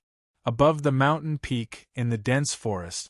From this angle, one could see the Lotus Temple at the foot of the mountain. The lonely mountain temple was just a small and dilapidated courtyard through the binoculars. A man in a black suit looked around with a pair of binoculars, with a contemptuous and arrogant smile on his face. The mantis stalks the cicada, unaware of the oriole behind. The most ridiculous thing about this sentence is that everyone thinks they are the oriole. But who is the mantis? Who is the cicada? The man said in a clear voice. If there were no mantis and cicada, how could the oriole behind covet? Young master, they are all mantis, only you are the oriole hidden in the back. A tall man said with a flattering face. The man turned around with the binoculars, and the big man's pig head suddenly pulled in front of him. He said with a smile, before the overall situation is settled, this kind of words don't count. In the battle of One Sword Peak, we have already determined that we are the oriole, but what happened? Didn't we still fail? Failed miserably? Now, the name Jiang Junling has become the biggest joke in Yanjing. What's there to be proud of? That was just an exception. The big man still said with some reluctance. Who knew so many things would happen later? Who knew that the old monk and the old Taoist would stand up to help him? If it weren't for those monks, we would have killed Fang Yen long ago. As the big man spoke, his face became pale, and he hurriedly explained, I don't have a problem with the monks. I respect the Tao addict very much. The man in the suit smiled and shook his head. He threw the binoculars in his hand to the bodyguard next to him and said, How many people in this world can be free from the world of mortals? Monks are human beings, Taoist priests are also human beings. People have desires, and when their desires can't be satisfied, they can do anything. Although the big man didn't understand what the young master was saying, since he said so, it must be very reasonable. The man in the suit looked at a waterfall between the mountain streams on the left and said, The water is too small. It would be good if the water was larger. Everyone was shocked. A long-haired old man asked in a deep voice, Young master, do you mean to flood the Lotus Temple? How could he do such a thing? The man shook his head with a smile and said, Master is down there. How could I put him in danger? Besides, with Master's help, Fang Yan's head will definitely fall to the ground. I hate Fang Yan, but Master hates Fang Yan even more. I'm sure he won't show any mercy. Eldest young master is right. The long-haired old man nodded and said, Mr. Tao Addict's kung fu is profound. I'm afraid his cultivation is no less than that of the 3 dragons. Some busybodies have listed him as one of the 7 addicts. That's not to show respect for him, but to limit the growth of his reputation. It was said that Fang Yen, who possessed the heart of Supreme Ultimate, was a rare genius of the Tao sect. If Fang Yen was compared with the Tao addict of the same period, he was just a clown. Unfortunately, the people of Taoism are jealous and narrow-minded. They are unwilling to let Mr. Tao addict inherit the throne and control the Tai Chi diagram. Otherwise, Mr. Tao addict would have been the master of Taoism long ago. Master is indeed a genius. There's no doubt about that. But Fang Yen does have some skills. Only by admitting the strength of the opponent can he really knock him down. Everyone nodded and deeply agreed. The man in the suit looked at the waterfall not far away. There were red flames burning in his eyes. The water is still a little small, he thought in his heart. Fang Yen didn't like arrogant people. He thought he was the best man in the world, but there was someone who came to him to brag. It proved that the other party was blind and didn't know his place. The world is so big. What can be hidden from my eyes? Fang Yen was very unhappy after hearing this. The world is so big. What can be hidden from your eyes? Ruanqian flirted with a girl in Yanjing. Do you know how big that woman's chest is? Zhu Ziden peed into the North Sea. Do you know how long his dick is? Qin Etian. Forget it. I won't use Qin Etian as an example. Fang Yen felt that these monks and Taoists liked to brag the most. They talked all day long as if he and Guanyin Bodhisattva and Buddha were good brothers. Come on, they don't even know who you are, okay? Fang Yen felt that he and the heavenly primogenitor were good brothers. Otherwise, how could he be so talented when he was born? Fang Yen looked at Tao Attic Song Transplanting coldly and said, "Since you agree, then let's get started. When Rowan and I are both younger than you, the food we eat is not even as much as the salt you eat, so outsiders can't say that we bully you." Song Transplanting was stunned for a long time. He didn't feel that this guy was praising him. Fang Yen looked at Yuan Rowan and said, "What do you want to say?" Yuan Rowan looked at Fang Yen doubtfully and asked, "What do I need to say?" Before a fight, you always have to say a few harsh words. For example, I want to poke your eyes blind, I want to crush your balls, I want to tear your body into pieces. Yuan Rowan thought for a moment and said awkwardly, "Kill him." Fang Yen was a little angry. He felt that Yuan Rowan's harsh words were not harsh at all. Ignorant boy. Tao Attic Song Transplanting put by Xiu's body against the ridge of the roof. Without any movement, his body had already floated down and stood in front of Fang Yen. "If you want to fight, then fight. Don't waste our time." Fang Yen nodded and looked at Yuan Rowan. "You attack, I'll sneak attack." Song Transplanting thought that if this guy was his boyfriend, he would definitely crush him. Bah, he was not his boyfriend.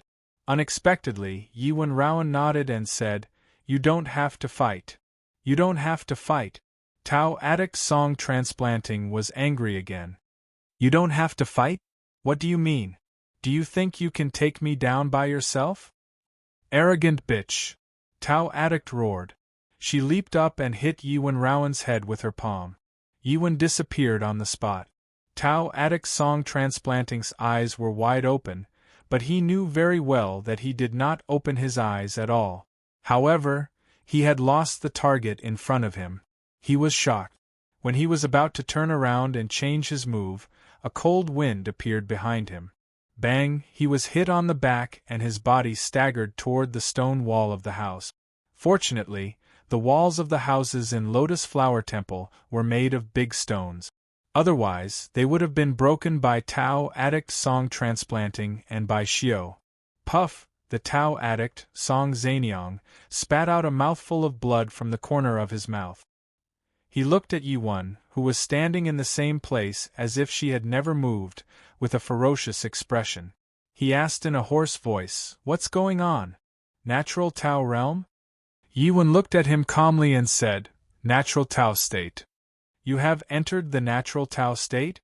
Tao Attic Song Transplanting's mind was racing, imagining all the processes that had developed to the present. Yuan had entered the natural Tao state. He did not fail, but deliberately concealed it. What was their purpose? He wanted to use Phoenix as a chess piece to lure Fang Yen out to snipe him, but accidentally encountered a natural Tao state expert here. I understand. Tao Attic Song Transplanting's mouth was dripping with blood, and he said in a cold voice, "You deliberately concealed the news so that I would not be wary of you. I thought that even if you joined forces, you would not be my match. Then you came here." Yuan's performance was too calm, which made Fang Yen very dissatisfied. "Come on, you are a natural Tao state expert. After keeping it a secret for so long, now you finally have the opportunity to announce this shocking news. How can you not be not happy at all?" Fang Yen was very happy. He looked at Song Transplanting with a smile and said, "Didn't you just say that nothing can be hidden from your eyes in this big world? I thought you already knew about this matter? You were so surprised just now. So there are things in this world that you don't know?" Puff! Tao Addict Song Transplanting spat out blood again. He did not know whether it was caused by Yi Wen's palm injury, or because Fang Yen used his own words to counterattack. "Don't be angry, it's not worth it," Fang Yen comforted him. "You are about to die anyway." She clearly failed. Why did she succeed? Song Transplanting asked.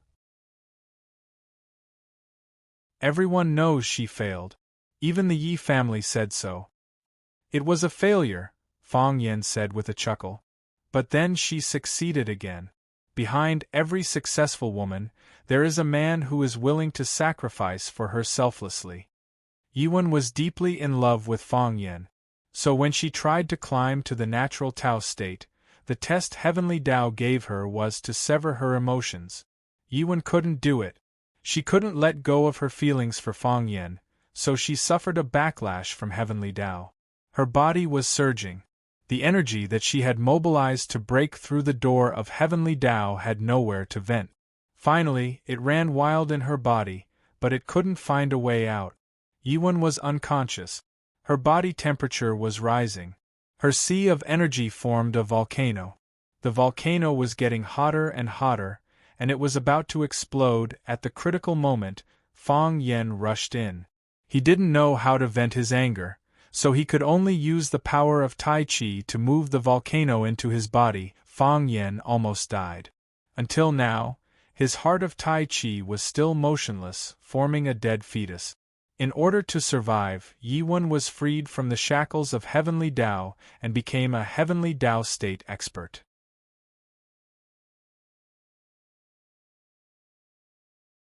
Chapter 751. What the Yi family didn't know was that Yi Ro had already woken up before they broke into the stone room. She saw Fang Yen lying beside her in a dangerous situation and immediately understood what had happened. She used her cultivation level as a Heavenly Tao realm expert to inject vital energy into Fang Yen, but eventually, she fainted once again due to overexertion. Yi Daoling found that Yi Ro and Fang Yen were naked and hugging each other. It was also because Yi Ro lost her strength after treating Fang Yen that she fell on him. Yi Ro's clothes were burnt because her body temperature was too high, and Fang Yan's clothes were burnt because he forcibly moved the volcano of the Tao of Heaven into his body. When Fang Yen woke up, he didn't know Yi Ro's current physical condition. He thought she had failed to climb the Heavenly Tao and even comforted her, hoping that she wouldn't mind. After all, she was still young. She could try it every year. It didn't cost her anything anyway. However, when they were alone in the room, Yi Ro told him the truth in a low voice. The two of them had a tacit understanding and remained silent on this matter. Fang Yen stayed in the Yi family's courtyard for a long time with the excuse that Yi Ro failed to climb the heavenly axiom and needed to recuperate. Because their acting was too realistic, even a wise person like Yi Daoling was fooled by them. Perhaps Yi Daoling subconsciously didn't think that Yi Gentle had a high chance of success in climbing the Heavenly Tao. He also didn't think that someone would succeed on the first try, and at Yi Gentle's age, Yi Ro's success in climbing the heavenly axiom was already a miracle. This was a world where looks mattered the most. Because Yi Ro was beautiful, even the heavens favored her a little more. Otherwise, why would those who were older than her, who worked harder than her, and who were willing to give up everything, find it difficult to conquer the great Tao? I don't understand. Song Zanyang used the Taoist mind-clearing mantra to suppress his surging qi and blood and said, "Why did the Yi family hide the fact that Yi Ro conquered the way of the heavens for you? The Yi family benefited the most from Yi Ro conquering the way of the heavens. They want the whole world to know." "You sure have a lot of questions," Fang Yen sneered. "It's not that the Yi clan wants to hide it for us, it's that we want to hide it from the Yi clan." Song Transplanting's doubts were not without reason. Yi Wen had succeeded in conquering the heavenly axiom, and the Yi family had benefited the most. The Yi family had a martial artist in the Tao of Heaven, and his potential influence was great. No one wished to be enemies with such a family clan. Even a country would sometimes need heavenly Tao realm experts to resolve extremely troublesome problems. For example, Fang Yen and Gongsun Su had stormed the Millennium Palace to steal the red-robed archbishop's staff. With that staff, the nation could work with the Thousand-Year Palace or trade with Jerusalem, the enemy of the Thousand-Year Palace. It all depended on which side could best satisfy the nation's interests. Such a matter was not something that could be solved by the special forces or pure soldiers. Such a group of people was needed. This was also the reason why Swallow Dock was able to communicate and cooperate directly with the big shots in the military. However, neither Fang Yen nor Yi Ro wanted the Yi family to know that Yi Ro had conquered the heavenly axiom. If they knew that Yi Ro was already a heavenly Tao realm expert, they would probably forbid Fang Yen and Yi Ro from interacting. Heavenly Tao realm experts were the guardians of a family clan, so they naturally had to pay more attention and restrict them. The couple was naturally excited that Yi Ro had become a heavenly Tao realm expert.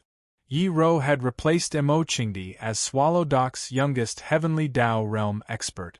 She had ushered in a new era, and she would become the new brand of Swallow Dock. 20 years ago, Swallow Dock's brand was Azure Dragon Mo Qingdi.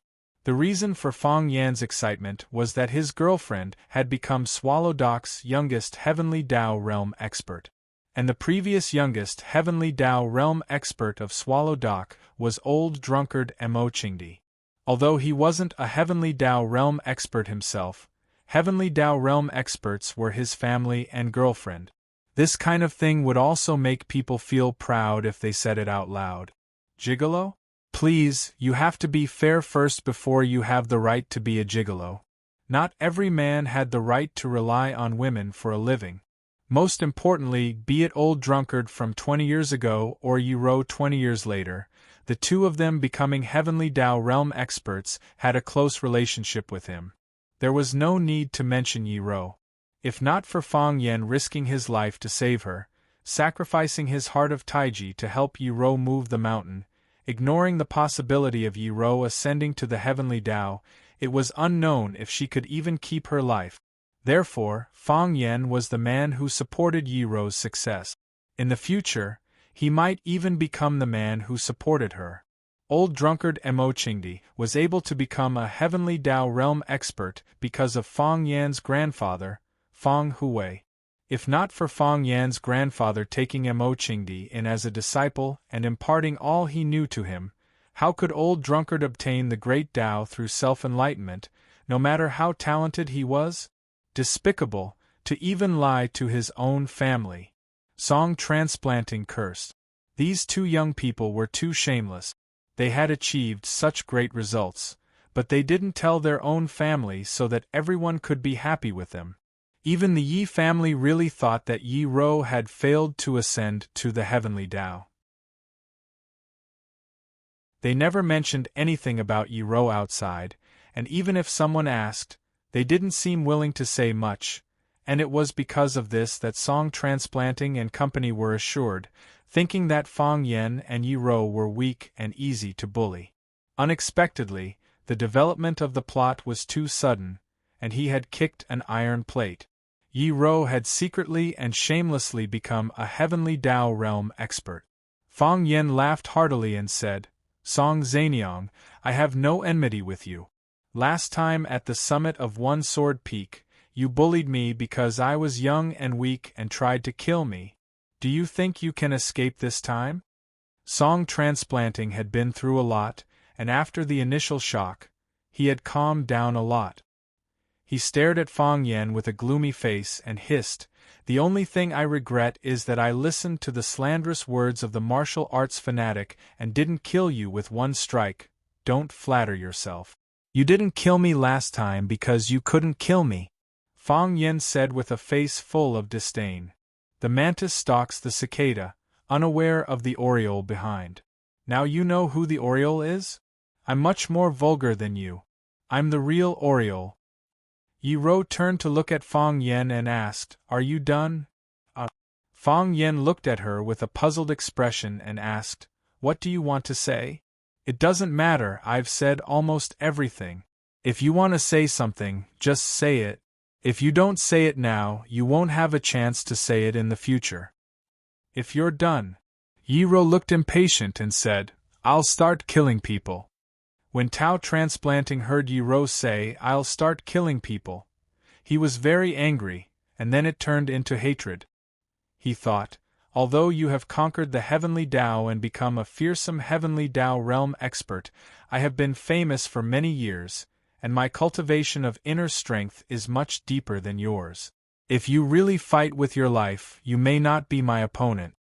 Besides, young people cherish their lives. How could a little girl like Yi Ro, who was in love and unable to extricate herself, be willing to fight to the death? She wouldn't even be willing to make a cut on her face." Thinking of this, Song Transplanting became more and more arrogant and confident. He sneered and said, "Yi Ro, I have no grudge with your Yi family. My goal is only Fang Yen. This time, you forced your way in, you are Tao addict?" Yi Ro interrupted Tao Transplanting and asked in a cold voice. "Yes," Song Transplanting said loudly. "You are a boring person. You want to kill Fang Yen?" Yi Ro didn't want to give Song Transplanting a chance to speak at all. Her questions were more urgent and sharp. "Exactly. This guy. I'm going to kill you." After saying these words, Yi Ro's body disappeared from where she stood. There was a wind blowing, a slight turbulence in the air, and there seemed to be a blurry figure in front of him. You just realized that your target had disappeared, and then she appeared in front of you, her palm about to hit the important part of your chest. It was this feeling of powerlessness, this kind of bitterness that people couldn't capture. Song Transplanting had just suffered from this move, so he was always on guard. When he discovered that Yi Ro had disappeared, he already knew what was going to happen. However, thinking about it was one thing, and whether or not his body could fight back was another matter. Song Transplanting had just finished gathering his strength and punched at Yi Ro's chest, ready to fight back with a powerful thunderbolt. He wanted to let Yi Ro know the true strength of Tao Transplanting Song. However, just as his fist reached out, his body was lifted off the ground and sent flying. Difference. This was the difference between a non-heaven Tao expert and a heavenly Tao expert. Yi Ro's speed had exceeded the speed that the human eye could perceive. It took some time for the human eye to see an object and for it to be transmitted to the brain. Yi Ro used this time to attack. In other words, unless Song Transplanting Song could also see with his eyes, his body must be able to respond immediately, and he must not think and respond in the brain. However, if the brain did not have time to think, how could the human hands and feet respond? Plop! Tao Transplanting Song's body hit the stone wall again, and he spat out a mouthful of blood. Before he could take a deep breath, Yi Ro's body appeared in front of him again. Whoosh! She punched out. Clang! The stone wall could no longer support itself and collapsed with a rumble.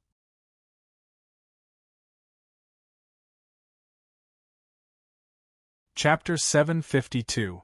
Clatter! The wood and gray tiles on the roof fell and buried the whole house. The stone wall collapsed, and the body of Tao addict Song Zanyang also fell into the room and was buried by bricks and tiles. Bai Xiu also disappeared with Tao addict Song Zanyang. When Tao addict Song Zanyang wanted to come down and kill Fang Yen and Yi Ro by himself, he first put Bai Xiu, who was unconscious, on the roof ridge. Now the wall had fallen, the house had collapsed, and Bai Xiu's body was buried by bricks and stones. He fell in a coma, and now he was hit by these stones for a while. No one knew whether he was dead or alive. Dust and smoke were rolling and stones were flying. Yi Ro did not approach. She stood outside the brick wall, waiting for Song Zanyang to come out of the ruins. Amit Ba! Old Nun Jing Hui chanted. My God, these people knocked down the stone wall with their fists. It seems that there are gods and Buddhas in this world, because only gods and Buddhas can have such great power. Thinking of this, old Nun Jing Hui decided to eat vegetarian and chant Buddhist scriptures more devoutly in the future. The sound was like thunder, and Phoenix, who was lying in the arms of a middle-aged nun, suddenly woke up. Her beautiful eyes sized up everything around her, making her feel full of doubts. Where is this? What happened? Senior Sister Qing Xian. Phoenix called the middle-aged nun's name. Phoenix, you're awake? Qing Xian's face was full of joy. Are you okay? Do you feel uncomfortable anywhere? I'm fine. Phoenix thought carefully. Before she fainted, she was talking to Bai Xiu. Bai Xiu did not die, and Bai Xiu wanted to take her away, but she did not want to go with him, and urged him to leave quickly. What happened later? Phoenix tried very hard to remember, but she could not remember anything else. Instead, she felt a burst of pain in the back of her neck, as if she had been whipped by a heavy object. I'm glad you're fine, Qing Xian said happily. Those people, Phoenix looked up, and happened to meet Fang Yan's eyes. Phoenix opened her mouth slightly, wanting to say something. But when the words reached his mouth, he didn't know what to say. Fang Yan blinked and said with a smile, You're awake? Phoenix nodded. Fang Yan's natural carefreeness infected Phoenix. She thought that since he could do it so casually, there was no need for her to feel embarrassed. Besides, he was already a monk, or at least a quasi-monk. Just as he was about to sever all ties with the mortal world and attain peace and tranquility. All that love and affection were just fleeting clouds to him. What else could he not let go of? Thinking of this, Phoenix immediately felt much more relaxed. She wanted to get up from Nun Qing Xian's bosom, but her head was still aching. Obviously, his sleep just now was not a good one. Seeing that Phoenix was about to get up, Nun Qing Xian hurriedly helped her up. Phoenix looked at her collapsed house and asked with widened eyes, What happened? Fang Yan smiled embarrassedly. He pointed at Yiro, who was facing them with her back, and said, He was knocked down by her. Knocked down. Phoenix saw Yiro. She came with Fang Yan and appeared in the temple where she lived in seclusion. It must have something to do with Bai Xiu, right? I'm sorry, Fang Yan said with embarrassment. Ro didn't mean to be gentle. It's mainly because that old guy song transplanting seedlings was too big and knocked down your house. Fang Yan said sorry for Yiro. Phoenix felt her heart was blocked by something. Yiro was his woman. Who was she? The vague decision in her heart, the heart that was moved by Nun Jing Hui, was once again extinguished. It's okay, Phoenix said in a hoarse voice. Anyway, it's not a big deal. Was she talking about the house or herself? She probably couldn't even tell the difference between herself and the house. I'm just a poor person after all, Phoenix thought in her heart. Lotus Temple had become a place of trouble, and she refused to return to the infamily. Then, where would she go in the future? But you don't have to worry, Fang Yan comforted her. When the time comes, we can help Nun Jing Hui rebuild Lotus Temple. This place needs to be repaired. Phoenix's heart sank again. What did Fang Yan mean by this? Did he want to repair Lotus Temple and let her live a good life here alone? Although she did tell him so before, why did he want to repair a temple for her? Did he want her to be a nun for the rest of her life? You don't have to worry about it, Phoenix said somewhat angrily. Someone from the family came, and they left a sum of money for Lotus Temple. I will use that money to hire someone to repair the temple. That's fine. Fang Yan nodded and said, But now is not the time to talk about this. Before Fang Yan's voice died away, there was a cracking sound. Then, Tao transplanting seedlings, dressed in a black robe, rushed out of the pile of bricks and tiles. A huge black shadow covered the sky and charged toward the ground like a rock spreading its wings. His expression was cold, and his eyes were murderous. This was not like the eyes of a monk at all. It was more like a butcher, a desperado. There were cuts on his face from the bricks, and bright red blood was oozing out of those cuts. His black robe fluttered like a big black balloon, and the hem of his clothes fluttered in the wind. His hands pressed flat, and a powerful white cyclone flowed between his palms. His hands seemed to be holding two transparent cauldrons, covering the ground. Crunch, crunch with the pressure of his palms, the air was pushed away, and the space made a tearing and twisting sound. Hiss, the airflow gathered more and more, and the cyclone became bigger and bigger. The two transparent cauldrons also turned into a huge stone mill. 100 seals of turtle breath. The unique skills of Taoism have rarely appeared in the world for thousands of years. It is said that this martial art has been lost for a long time, and the secret manual was destroyed during the Eight Kings' Rebellion. Who would have thought that the old man Song transplanting seedlings would actually learn this martial art? Fang Yen was envious. He had long heard that Tao transplanting seedlings, the Tao addict, had a very high status in Taoism. If he hadn't made a big mistake, the position of Master of Taoism would have fallen into his hands. If he had become the Master of Taoism, all the sects in the world would be under his control. At that time, he would have countless Taoist treasures and rare skills in his hand. Be it Buddhists or Taoists, these two sects were the richest organizations in the world. Even if Song transplanting seedlings did not become the master of Taoism, he must have stolen a lot of things when he left Taoism. These things greatly improved his strength, surpassed the boundaries of the 7 addicts, and advanced towards the heavenly Tao realm. Even Ho Zhendong, the martial addict of the 7 addicts, was ordered to kill because of his kindness. And when Bai Xiu was injured to that extent, he also used his treasures to exchange for the medical addict Qin Wujie's help. From this, it could be seen how rich this person was. Yi Ro felt a strong sense of threat. Her scalp went numb, and her long hair began to dance in the air. Because the pressure was too great, it caused her hair to want to leave her scalp and fly far away to escape. Her head was in pain from being pulled by those hairs. It was as if her entire body had been immobilized. She couldn't move or walk even if she wanted to. Whoosh, whoosh, whoosh.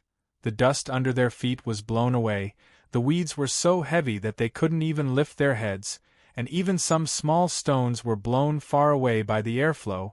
Yi Ro's expression was calm as usual. Such a counterattack was within reason. Tao addict Song transplanting seedlings was one of the 7 addicts of Huaxia. Although he was extremely low-key and rarely appeared in front of others, it was said that his strength was unfathomable. However, it was said that his strength was unfathomable, and he was the strongest among the 7 lunatics of China. He was on par with the 3 dragons, and some even said that he had surpassed the 3 dragons and climbed to the heavenly Tao realm. Later, when Fang Yen returned from Huaqing, he told her that Song transplanting seedlings had attacked him. The fact that this old man could instruct the martial addict to do things for him proved his true strength. And Fang Yen, who had the heart of Tai Chi, had almost no power to fight back when they fought. Such an opponent was worth a good revenge. Immeasurable Lord! Tao transplanting seedlings shouted. His body accelerated again, and the airwave controlled by his palms shrouded the top of Yi Ro's head. Whoosh! The giant cauldron covered Yi Ro's whole body. The cauldron spun wildly, like a powerful tornado, and Yi Ro was in the eye of the tornado. The cauldron spun faster and faster, but its area was getting smaller and smaller. Its volume began to shrink, ready to reduce the area that Yi Ro could move. When it touched Yi Ro or any other object, it would explode. Its power was no less than a powerful Russian's latest military product, the K-33 Devil Grenade. Tao transplanting seedlings obviously had no patience to wait for the cauldron to tighten. He would never give Yi Ro any chance. As his body fell, he once again punched the cyclone. Another sword-shaped chi pierced the transparent cauldron. He wanted to pierce his own cyclone. Boom! The huge cyclone exploded, shaking the entire lotus flower temple. The bursting air currents were like rows of sharp blades that shot out in all directions. Those young nuns were hit by the airflow and were all pushed away, screaming. The old nun Jinghui didn't move, because she knew that Fang Yen would protect her. Just like what happened just now. Just as she was thinking about this, she watched helplessly as Fang Yen hugged the phoenix and threw himself in the direction of the lotus pond, my Guanyin Bodhisattva. Jinghui hurriedly asked for help from her other big backer.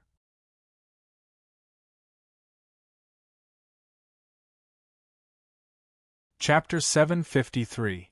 When the old nun Jinghui's body was about to be swept away by the violent airflow, a huge figure rushed over, jumped into the air, and hugged her tightly. The old nun's head hit the ground, and she still couldn't stand steadily after landing. Guanyin Bodhisattva, Jinghui chanted. I'm not Guanyin Bodhisattva. Bailey Lu carefully put the old nun on the ground and said, Of course you're not Guanyin Bodhisattva.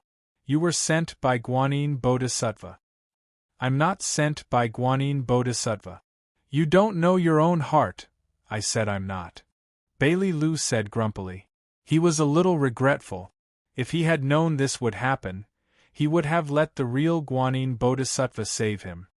Donor, everything has its cause and effect. You came to the Lotus Temple, this is a trap. You saved me in a critical moment, this is the result. Bailey Lu strode away. Is this old nun trying to persuade me to believe in Buddha? He is a man who will become a heavenly Tao expert. Seeing that Yi Ro had easily sent Tao Attic song transplanting seedling flying, his heart was in turmoil, and all sorts of feelings welled up in him. Is this the strength of a heavenly Tao expert? Is this the gap between a heavenly Tao expert and a non-heaven Tao expert? No wonder people say that a slight difference can lead to a great loss. Many years ago, he heard that Tao Attic song transplanting was about to step into the heavenly Tao realm and become the most powerful existence below the three dragons. However, after so many years, he still couldn't step in. He didn't know what kind of problem was blocking him from the heavenly Tao when he was trying to climb the heavenly Tao. Bailey Lu didn't care whether others could enter the heavenly Tao realm or not. He only cared whether he could enter the heavenly Tao realm or not. Since Yi Ro entered, he must enter too. Because this was the hope of the Bailey family for hundreds of years. It's hard to enter the heavenly Tao with godly fists. This sentence was like the Monkey King's band-tightening curse, tightly binding them. Countless talents of the Bailey family worked hard day and night to break this curse, traveled mountains and rivers, visited famous experts, and challenged the heroes of the world. Everyone said that he, Bai Li Lu, was the most promising man in the Bailey clan to climb the heavenly way. However, he knew very well that he was still very far away from that door.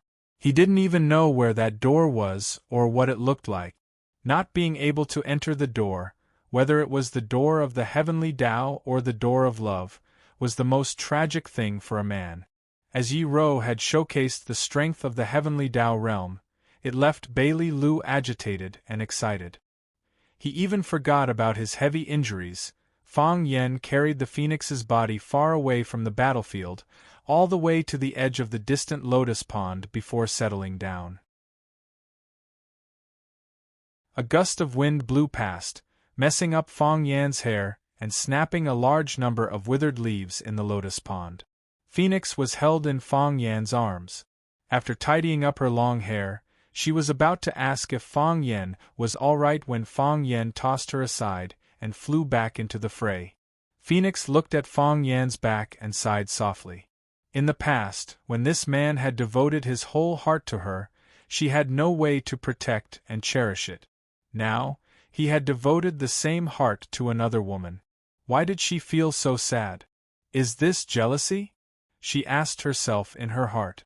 After the big explosion, the ground was a mess. The dust and weeds in the courtyard were swept away by the strong airflow that was like a wave of light. It looked clean and bright. Yi Ro, who was in the courtyard, had disappeared. Tao Addict, song transplanting seedlings, who had descended from the sky, had also disappeared. The courtyard was quiet, as if nothing had happened. The beautiful woman in black who was calm and composed, the evil Taoist with his black robe fluttering in the wind, and the huge ball of light that was so bright that it was hard to open one's eyes. It was all a dream. It was a realistic yet illusory dream. However, on the stone wall not far away there was a huge stone cave. The stone cave made a cracking sound, and large pieces of stone fell from the stone wall. Rumble, a large stone rolled down from the hillside, with sparks and lightning along the way. It looked impressive and extraordinary. Crack, it fell on the pile of stones on the ground. A crack appeared in the middle, and then it broke into countless small pieces. On both sides of the huge stone cave, Yi-Ro and Tao Addict Song transplanting seedlings stood on a huge stone facing each other. Yi-Ro's mouth was bleeding, and it seemed that she was seriously injured. Tao Addict Song transplanting seedling's long hair was messy, and his black robe was torn. He looked extremely embarrassed, unlike the sage-like appearance of the 7 addicts of Huaxia. Fang Yen was worried about Yi-Ro's safety. He tiptoed on the ground, jumped several times, and rushed to Yi-Ro's side. "Ro, are you okay?" Fang Yen asked anxiously. Yi-Ro had been paying attention to Tao Addict Song transplanting seedlings. When she heard Fang Yan's question, she replied softly, "I'm fine." It had to be said that Tao Addict Song transplanting seedlings had been famous for decades, and it was indeed unique. The power of the 100 seals of the tortoise breath was really strong. Although she had already thought of a way to break it, it was still difficult to control the violent and deep energy when she made her move. Yi-Ro knew that if she let this move of song transplanting seedlings explode on top of her head or around her, she would be smashed to pieces, and even the nuns around her would be in danger. Fang Yen and Bailey Lu could probably find an opportunity to escape, but what about the nuns? What about Phoenix? They were also human beings, and Phoenix was Fang Yan's first love. Humph. Yi-Ro curled her lips coldly. Therefore, at the critical moment when the 100 seals of the tortoise breath was about to explode, Yi-Ro held up the Qi wave with both hands, using the Qi of the Way of Heaven in her body as a guide, and brought it to the stone wall in the distance. Although the 100 seals of the tortoise breath was thrown off, Yi-Ro's body was still attacked by the strong airflow. Her internal organs were injured, and she spat out a mouthful of blood. "Leave the rest to me." Fang Yen stared coldly at Tao Addict Song transplanting seedlings and said, "No." Yi-Ro refused. "Your body hasn't recovered.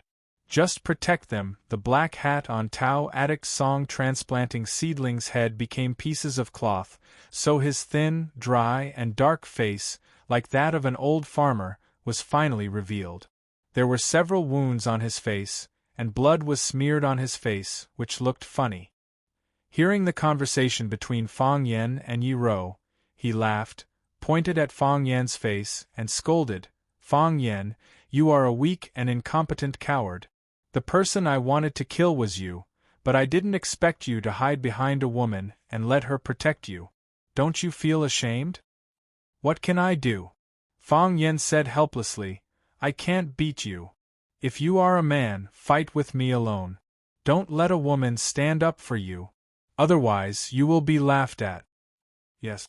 If I fight with you alone and get killed by you, everyone will think that I was brave and died a worthy death. Is that what you mean? You shameless brat." Fang Yen waved his hand and said, "Song transplanting seedlings, you just said that you wanted to attack me and my wife. Why do you want to fight with me alone now? You are the Tao addict, one of the 7 addicts of Huaxia. How can you talk like you are farting? You don't even abide by what you said, and you want others to listen to you? Aren't you afraid of being laughed at? But I can understand you. You know you can't beat Yi-Ro, and you are afraid. Now you want to run away? How dare you?" Song transplanting seedlings shouted angrily. "Fang Yen, do you really think that Yi-Ro, an expert who has just entered the heavenly Tao state, can be my opponent? If I want to leave, do you think you two good-for-nothings can stop me? You overestimate yourselves." There's me.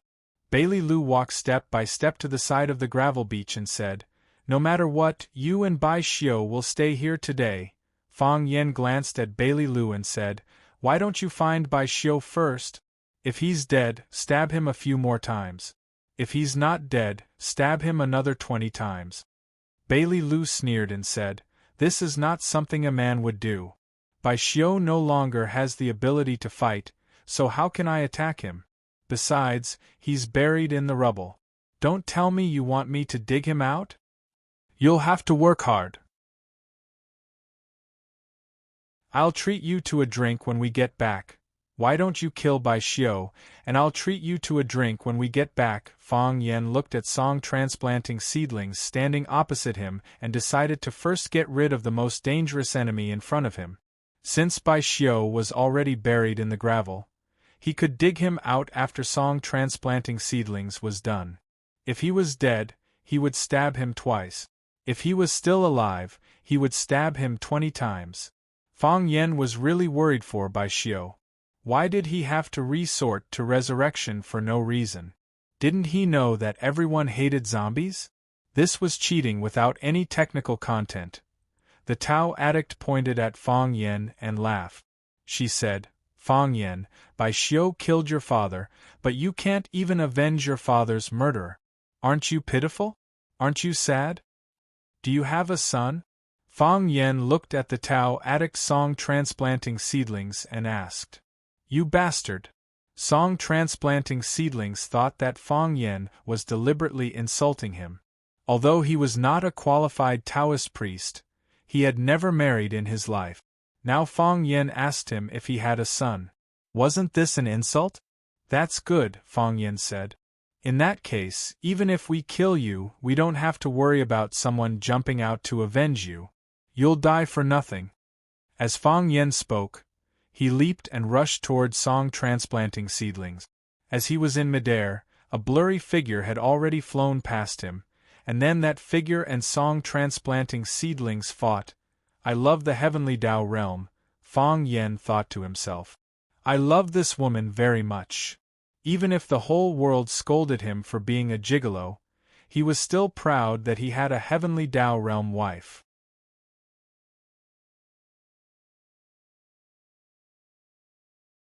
Chapter 754. Protect the Nun. Fang Yen shouted to Bailey Lu. Song transplanting was behind Bai Xiu. Were there any other villains behind song transplanting? Fang Yen was worried about the safety of the nun, Phoenix, and the others, so he had been guarding them. Now that he was going to join forces with Yi Ro to deal with Tao addict song transplanting, she needed Bailey Lu to do it. Good people always worked harder than bad people because good people cared about everyone they interacted with or the onlookers. When Spider-Man, Iron Man, The Flash, Batman, and Superman fought with the bad guys, they had to save ordinary people who were thrown out by the bad guys at any time. Because the bad guys never treated others as human beings. Fang Yan's heart jumped, and the strong burning sensation in his dantian came again. Since he moved the volcano in Yi Ro's body into his own, he often felt their existence. It was like a burning devil stirring up trouble in his body. Fang Yen tried to pull them out several times, but when he channeled his qi to his dantian, the small flame suddenly burned fiercely when it encountered his qi. The slight burning sensation turned into a scalding stimulus, making him feel as if a hole was about to be burned into his stomach. Every time he wanted to do something, it would remind him not to use too much force. This feeling was really helpless. However, even so, Fang Yen still rushed to Tao addict song transplanting seedlings without hesitation. As song transplanting said, "Don't you feel ashamed to let a woman protect you?" Fang Yen pretended to be indifferent, but in fact, he still cared. Shouldn't a man stand in front of a woman to shelter her from the wind and rain? How could he let a woman stand in front of him and risk her life for him? Fang Yen was a proud man, and proud men wanted to do something to prove their value. Although it was a bit stupid to do so, but it was enough to help Yi Ro distract song transplanting for a while. Yi Ro vomited blood, and he felt sad and distressed. He didn't want Yi Rou to get hurt again because she was the woman he loved deeply. Fang Yan was the first to rush out, in order to fight for some opportunities for Yi Rou. Yi Rou understood what Fang Yan meant, so she ran even faster than Fang Yan. As soon as Yi Wen and Song Transplanting came into contact, they began to meet force with force, fighting speed with speed. It was too much for the eyes to take in. When Fang Yan arrived, Song Zanyang's figure flashed and he flew toward the roof of the Lotus Temple. Yi Rou tapped the ground with the tip of her foot and followed closely behind. Fang Yan stood where Song Zanyang had been standing, feeling like he was being humiliated. Please, I'm also your opponent, okay? What do you mean by running away when I come? Yi Rou and the Tao addict, Song Transplanting, were fighting in the air, punching and kicking. Their palms collided with each other, and the enormous force of the collision caused their bodies to split apart. They were separated further and further in the air, like two lone swallows flying in different directions. Then, they returned at an even faster speed, collided again, and the distance between them increased again. Fang Yan gritted his teeth, ignoring the burning pain in his dantian, and attacked behind them. His body swayed left and right in the air like a clumsy duck. In the air, he used Drunken Crane Riding the Wind, a unique skill created by Mo Qingdi. Fang Yan struck out with his palm, attacking Song Zanyang from behind, trying to form a pincer attack with Yi Rou. The person Song Zanyang hated the most was Fang Yan, and the person he wanted to kill the most was also Fang Yan. If he killed the others while he was doing this, then they would be out of luck. But they didn't expect to meet Yi Rou, a master in the heavenly Tao realm. Song Zanyang was out of luck. Lovers were connected by heart. Yi Rou noticed Fang Yan's attack from behind. She sped up and rushed in front of Song Zanyang at the same time as Fang Yan, attacking Song Zanyang fiercely from the front and back. Despicable person! Song Zanyang gritted his teeth and cursed. His body turned 180 degrees, and he struck out 81 palms at Fang Yan behind him. He wanted to get rid of the burden, Fang Yan, first. But Fang Yan was like a loach in the water. His palms moved to the left, and Fang Yan's body floated to the right. His palms moved to the right, and Fang Yan's body floated to the right. His body was like a feather, a ball of cotton, and when he waved his palms, the wind brought with them could easily knock away the feather and cotton. Drunken Crane Riding the Wind. Song Zanyang's mind was in a mess. He knew that Fang Yan was using Drunken Crane Riding the Wind, a top-notch movement created by the genius Mo Qingdi. Understanding was one thing, but not being able to crack it was another. While Song Zanyang was facing off against Fang Yan, Yi Rou's fist pierced through the clouds and air, heading for his back. Song Zanyang couldn't turn around in time, so he used his right elbow to meet Yi Rou's fist. Bam! Yi Rou's fist slammed into Song Zanyang's elbow. Song Zanyang laughed and turned to Yi Rou. Yi Rou, you idiot! Don't you know that the elbow is harder than the fist? I don't believe it. Yi Rou looked at him expressionlessly. At this moment, a majestic force slammed into his elbow. A second strike, a third strike, a fourth strike, a heavenly Tao realm expert had opened up all the meridians in the human body, and the qi in their body would circulate endlessly. If non-heavenly Tao realm experts were streams of all sizes, then no matter how the streams changed, their ultimate goal was to rush into the sea. But heavenly Tao realm experts were the sea themselves, and all the qi was used internally in the sea. You expended a portion of the qi, but there would be more qi replenishing it. There was a saying that humans were not omnipotent, and there would always be a time when their strength was used up. For example, you could only throw 100 punches, and you could only run 10 kilometers. You could throw 100 punches, and run 10 kilometers before collapsing from exhaustion. However, after a heavenly Tao realm expert punched out 100 times, they would still be able to deliver another 100 or 200 punches. After running 10 kilometers, they would still be able to run 20 to 30 kilometers. In that case, how could they be enemies with heavenly Tao realm experts? Song Zanyang was that pitiful 10-kilometer contestant. He could only feel his arm twisting and throbbing again and again, as if it was being squeezed by an iron clamp. Kacha, kacha, kacha. His arm didn't seem to have any abnormalities on the surface, but the sound came from deep within the flesh and bone. It was as though there was a tiny person hiding in his arm, eating beans. The worst part was that the tiny person treated his bones as beans. The bones in Song Zanyang's right arm fractured inch by inch, turning into bone scraps. Bam! An even louder and clearer voice was heard.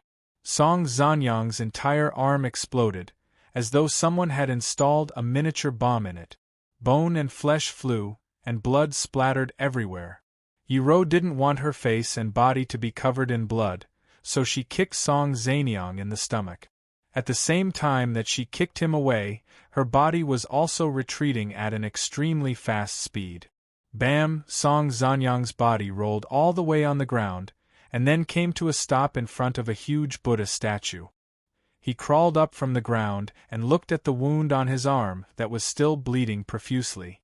With a muffled groan, he quickly took out a small black porcelain bottle from his bosom and opened it. He poured all the precious medicinal powder in the bottle onto his arm. The bleeding stopped, but the pain didn't stop. Even with Song Zanyang's endurance, he couldn't bear the pain of losing his arm. When the force hit his arm again and again, it wasn't just his arm that hurt, but his whole body. When his arm exploded, the flesh of his limbs, his internal organs, his brain, and everything else in his body seemed to explode at once. Yiro! Song Zanyang roared in exasperation. I'll kill you. I'll wipe out the entire Yi family. I hope you keep your word. Yiro's body floated down, and she stood on the shoulders of the huge stone Buddha statue. Her black robe fluttered and her long hair fluttered. Her face was cold, and her temperament was cold. She looked like a goddess from the heavens. Song Zanyang kicked the stone Buddha statue, and a green light flashed between his palms. Crack! There was a crisp sound, and the stone Buddha statue cracked from bottom to top. There was a sharp whistling sound from the crack, and it was like a stone snake darting toward the soles of Yiro's feet. Yiro tiptoed, and she jumped high into the air. Then she fell at an even faster speed. Boom! Their fists collided. Yiro's body flew up again and then landed again. Boom! There was another collision. This time, Yiro's body fell toward the lotus pond, and Song Zanyang's body flew diagonally toward the front of the temple. He wanted to run away. Song Zanyang was afraid, and he wanted to break away from the fight. Fang Yen knew that Song Zanyang was afraid, and that he would only lose his life if he continued to fight. So, to him, it was only a matter of time before he ran away, because Fang Yen had expected that Song Zanyang would run away. He had been on guard against Song Zanyang's escape. Seeing that Song Zanyang was really running toward the front yard of the Lotus Temple, Fang Yen immediately chased after him. Old man, where do you think you're going? Fang Yen reached out for Song Zanyang's neck. Song Zanyang suddenly turned around and stared at Fang Yen with bloodshot eyes, and then slapped at Fang Yen's head. 100 seals of the turtle breath, a transparent giant bell stretched out from Song Zanyang's arm, and with a whistling sound, it smashed toward Fang Yan's head. Bang! There was the sound of something breaking.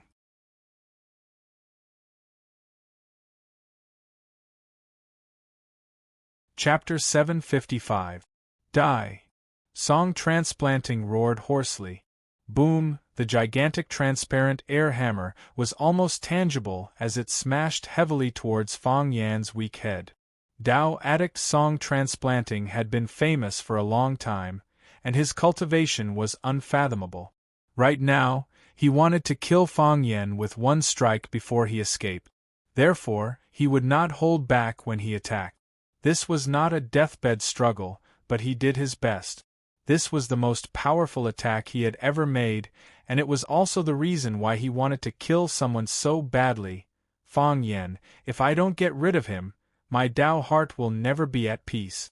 Fang Yen was like a thorn stuck there, making it hard to swallow or move.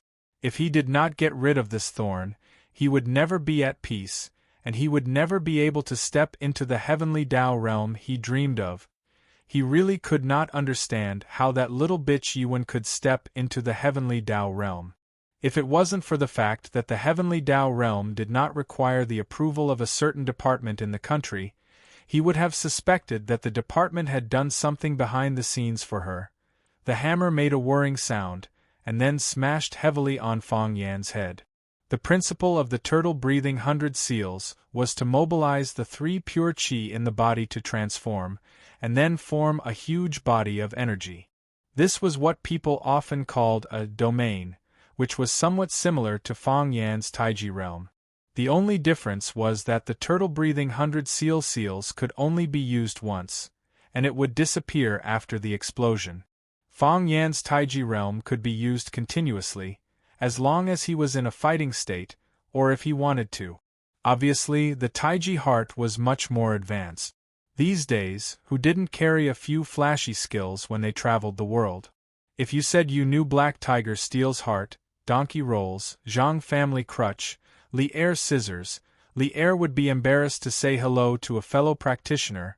Even a heavenly Tao realm expert like Yuan found it extremely difficult to withstand Song Zanyang's turtle breath 100 seals. Eventually, she suffered a backlash from the violent force and was heavily injured, much less Fang Yen, a good-for-nothing who had even lost his heart of Taiji. Song Transplanting swung the hammer. All he needed to do was let the ring of light touch Fang Yan's head. In that case, the energy condensed by the 100 seals of the turtle breath would explode, directly tearing Fang Yen to pieces. He couldn't even find a complete bone. I'm going to tear Fang Yan's body into 1,000,000 pieces. I'm going to tear him into 1,000,000 pieces. That was what Song Transplanting Seedlings was thinking. Fang Yen was stunned for a moment. Obviously, he didn't think that Song Zanyang, who had already decided to run away, would suddenly turn around and attack. Moreover, he didn't want to waste so much energy to use such a big move.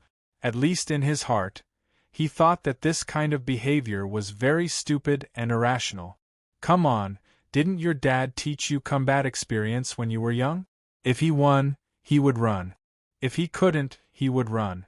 Don't look back. Fang Yen sensed the enormous power contained in the qi bell. It was a violent, twisted, and uncontrollable airflow. Although it couldn't compare to the huge grindstone that Song Transplanting Seedlings had used against a heavenly Tao expert, it was still something that no one dared to underestimate. At least, it was extremely dangerous for Fang Yen, who had lost the heart of Taiji. Fang Yen. Yiro ran towards him like a bolt of lightning. Song Transplanting Seedlings, you old dog. Bailey Lu's eyes were wide open, and he couldn't even react. Song Transplanting Seedlings ran suddenly, and Fang Yen chased too fiercely. Song Transplanting Seedlings wanted to get rid of Fang Yen before he left, which was something that no one had thought of. Therefore, only Fang Yen, and only Fang Yen, could receive this blow with all his strength. Then I'll do it myself, Fang Yen said to himself. His sea of energy burned again, as if the endless autumn plains had been ignited by a fire. And the gas that Fang Yen transported into his dantian was not ice water, but gasoline. Boom! In just one round, Fang Yen felt that his body was in unbearable pain, and the feeling of his entire abdomen being burned hit him again. Not only did the sea of fire not decrease, but it was also rapidly increasing in intensity. First, it was a small sea of fire, then a large area of grassland was ignited, and finally the mountains, rocks and soil were also burning, moving a mountain. Fang Yen experienced that feeling again. When he moved the volcano in Yiro's body into his own, he used the heart of Taiji in his dantian to accept and melt it. Of course, he didn't succeed, and his heart of Taiji was dead. But the volcano was still alive, and although it didn't keep burning, it was still an active volcano. From time to time, it would spew out white smoke and a few flames to prove that it was still a young and strong lad in the fire world. During this period of time, Fang Yen didn't dare to use the energy in his dantian. Even when he ran to the 1,000-year palace with that idiot Gongsun Su to steal the divine staff and was chased like a dog by the priests of the 1,000-year palace, he tried to use the energy in his dantian as little as possible. Unless he had no other choice, he would endure the intense heat and pain to use his energy to kill the enemy. In those long days, the heart of Taiji didn't even use it once, because Fang Yen couldn't feel their existence at all. He couldn't use it even if he wanted to. There was no time to think, and there was nothing to think about. Fang Yen clenched his hands into fists and suddenly swung them towards the big bell. Boom! A red stream of air that seemed to be burning rushed towards the center of the giant hammer, and this fresh energy burned the surrounding air until it crackled. Fang Yan's fists became crimson, his arms became crimson, even his face, hair, and eyebrows became crimson. The red flames were like a red fire dragon, charging forward, trying to knock away the powerful air hammer. Idiot! Seeing Fang Yan's counterattack, Song Transplanting Seedlings laughed savagely. His goal was to let the air hammers in his hands come into contact with Fang Yan. As soon as they came into contact, they would explode. But he didn't expect that Fang Yan would take the initiative to punch the air hammers. This was really looking for *T with a lantern, looking for death. However, a shocking scene appeared before everyone's eyes. Whoosh! The fire dragon actually passed through the center of the bell without any obstruction, and then flew into the sky with the huge bell, into the clouds, and into the depths of the universe. Fang Yan's face froze. What's going on? He did have such a plan in mind, but it was just a thought. At least he thought it was just a thought. Such a thing couldn't possibly happen, because he clearly saw that Yi-Wen was seriously injured and vomiting blood after taking his turtle breath and 100 seals. Compared to Yi-Wen, he was still a little bit weaker. Song Transplanting Seedlings was even more stunned. What the F***ck is he playing at? Where's my hammer? His turtle breath and 100 seals were formed from the true chi in his body. In other words, as long as the bell was in his hands, it was closely connected to the steady flow of chi in his body. As long as the chi was continuous, the bell would never disappear. What was going on? He was still desperately channeling his true chi. When he saw Fang Yan using his fists to block the attack, he increased his strength and activated the remaining energy in his dantian that he had used to escape. For a moment, he realized that this was not the right thing to do. He had to save some of his true chi to escape, to deal with the more complicated situation when Yi-Wen caught up with him. Fortunately, he had a backup plan and someone to help him, but where had her Zhongzi gone? The fire dragon roared as it flew into the sky, bringing the hammer with it and disappearing without a trace. It didn't explode. Song Transplanting Seedlings looked in the direction where the fire dragon had disappeared, his face full of shock. Every attack of the turtle breath and 100 seals was made from condensed chi, as if it were solid. However, each of these entities was a domain. As long as you were enveloped by the domain, or if the balance of the domain was broken, it would explode and tear you to pieces. That was how the turtle breath and 100 seals worked. What was going on? You broke my turtle breath and 100 seals? Song Transplanting Seedlings looked at Fang Yan in shock, unable to accept what had just happened. This idiot! Didn't he say that his Taiji heart had disappeared? Didn't he say that he was no match for him, that he would be killed if he fought to the death, that he would be laughed at for his bravery? Could it be that this guy was lying? Had he been deliberately hiding his strength? Actually, he was too. Song Transplanting Seedlings didn't dare to think any further. Moreover, he subconsciously felt that this was impossible. That was a heavenly Tao expert. He had worked hard for decades and still hadn't been able to take that step. How could an unscrupulous kid like Fang Yen become a heavenly Tao expert? It's me. Fang Yen was also full of shock. After hearing Song Zanyang's question, he hurriedly put away his confused and frightened expression and opened his mouth, as if he had known this would happen. He said, "The seal of turtle-breathing 100 seals is far inferior to my heart of Tai Chi." As Fang Yen spoke, he kicked at Song Transplanting Seedling's abdomen. Song Transplanting Seedling's reaction was extremely fast. Although he still had a look of disbelief on his face, his body was already flying backward. Fang Yan's kick was a feint. When he saw Song Transplanting Seedling's body flying, he rushed up and punched at Song Transplanting Seedling's chest. Bang! Song Transplanting Seedling's body was hit, and he flew away at an even faster speed. This old man was extremely cunning. He would rather take Fang Yan's punch and use Fang Yan's push and his own strength to run to the front yard of Lotus Flower Temple. There was someone there to receive him. Killing a Tao addict, Fang Yen is. Fang Yen was really furious. He took out a pistol, aimed at Song Transplanting Seedling's back, and pulled the trigger.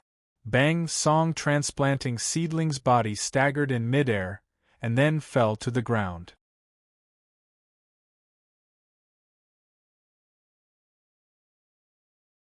Chapter 756. Whoosh! Yi Ro's figure appeared like a ghost beside Fang Yen. She arrived almost at the same time as Fang Yan's landing, which showed how much she cared about Fang Yen.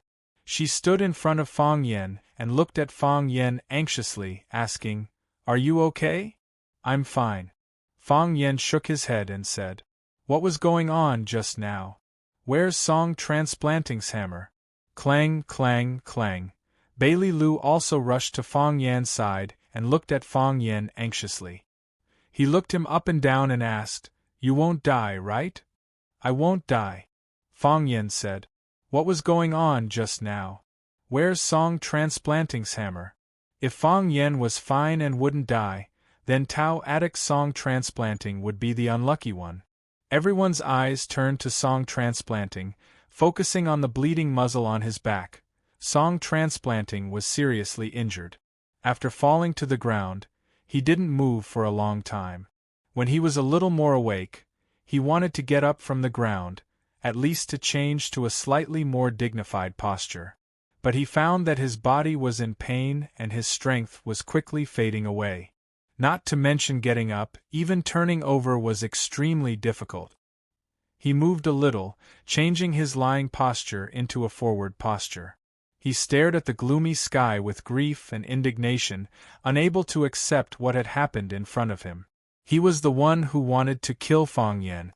Why did he end up in such a miserable situation? "Where's my hammer?" Song Transplanting asked aloud.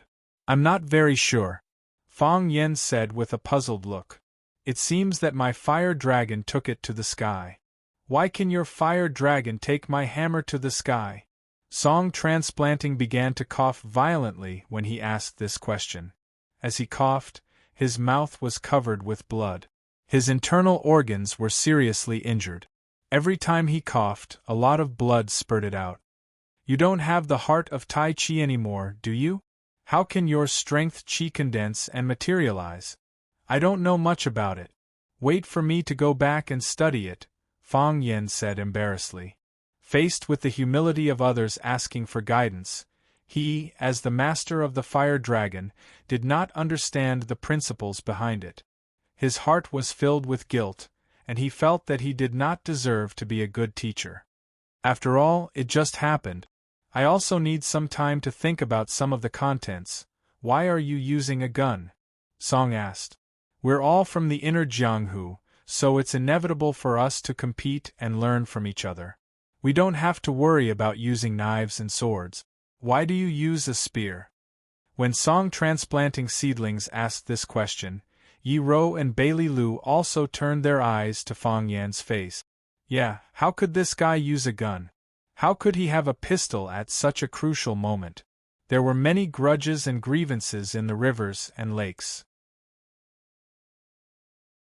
If you had an arm chopped off, you would think of a way to chop off the other party's arm. If you had been stabbed by an enemy, you would think of a way to stab him a dozen or 20 times.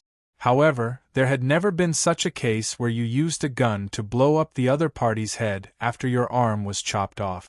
Everyone came to an agreement and formed a non-existent rule that everyone followed: no firearms.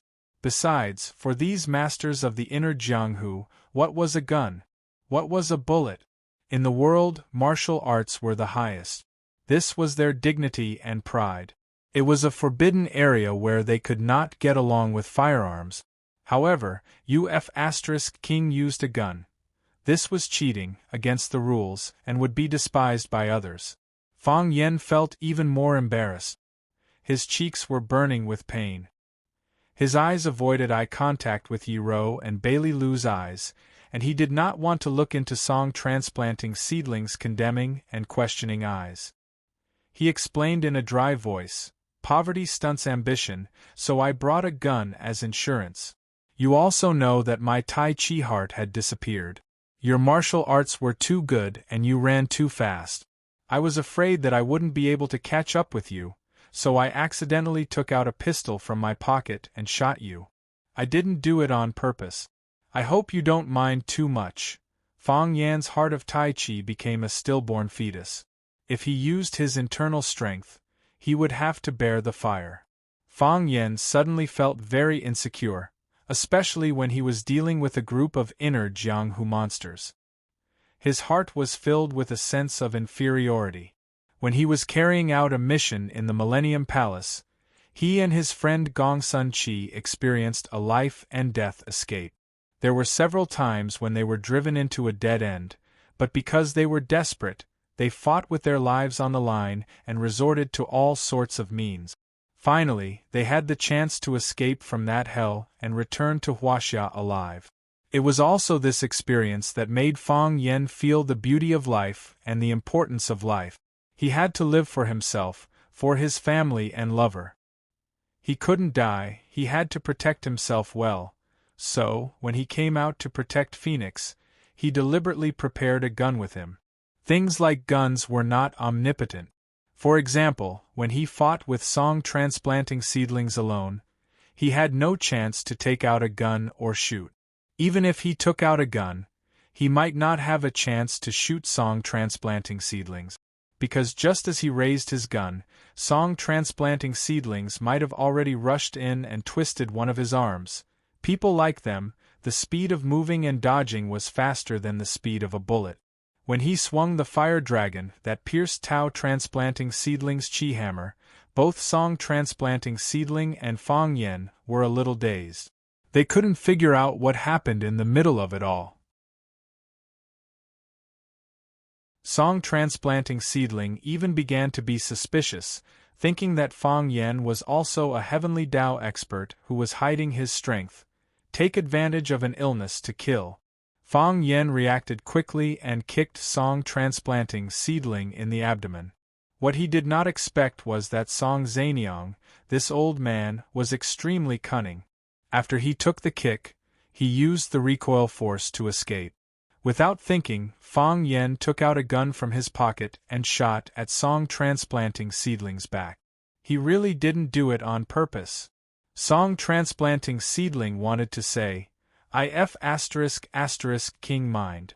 I mind so much that I'm about to die, okay?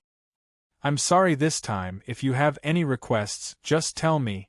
Fang Yen looked at Song Transplanting Seedling's twisted expression and couldn't help but ask. He was a kind person, but he couldn't bear to see others look so pitiful.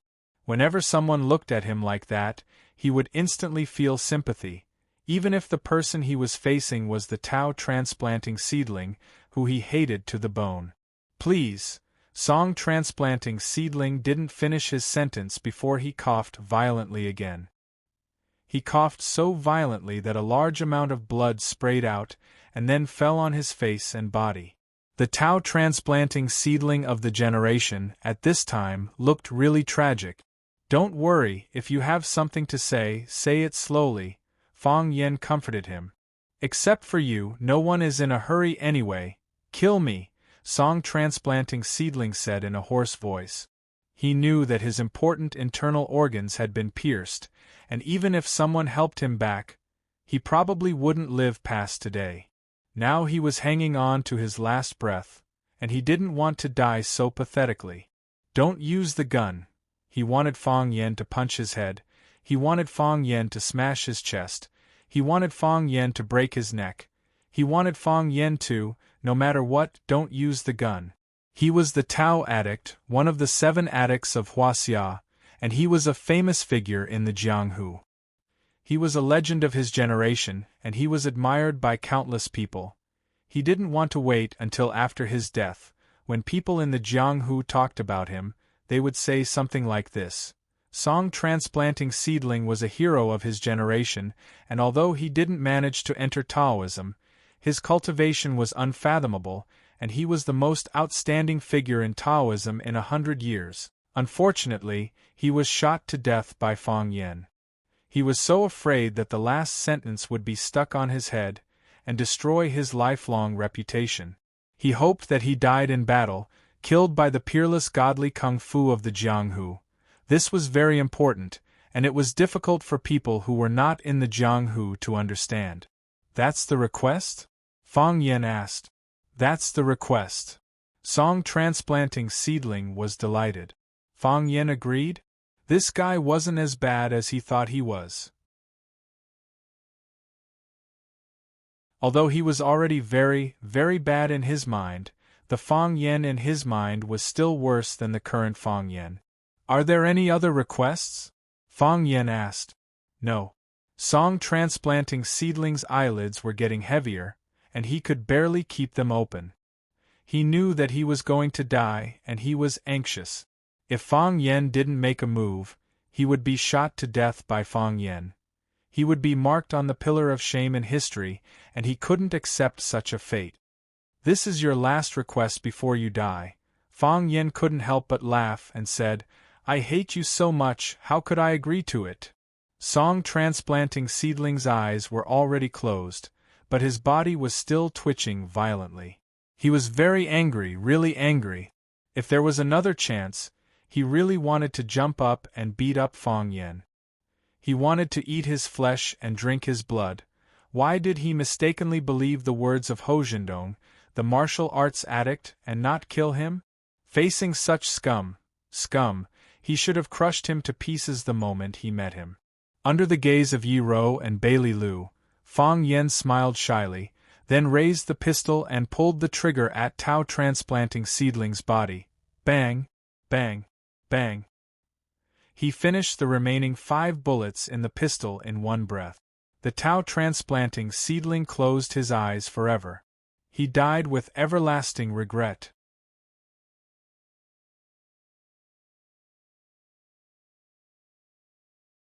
Chapter 757.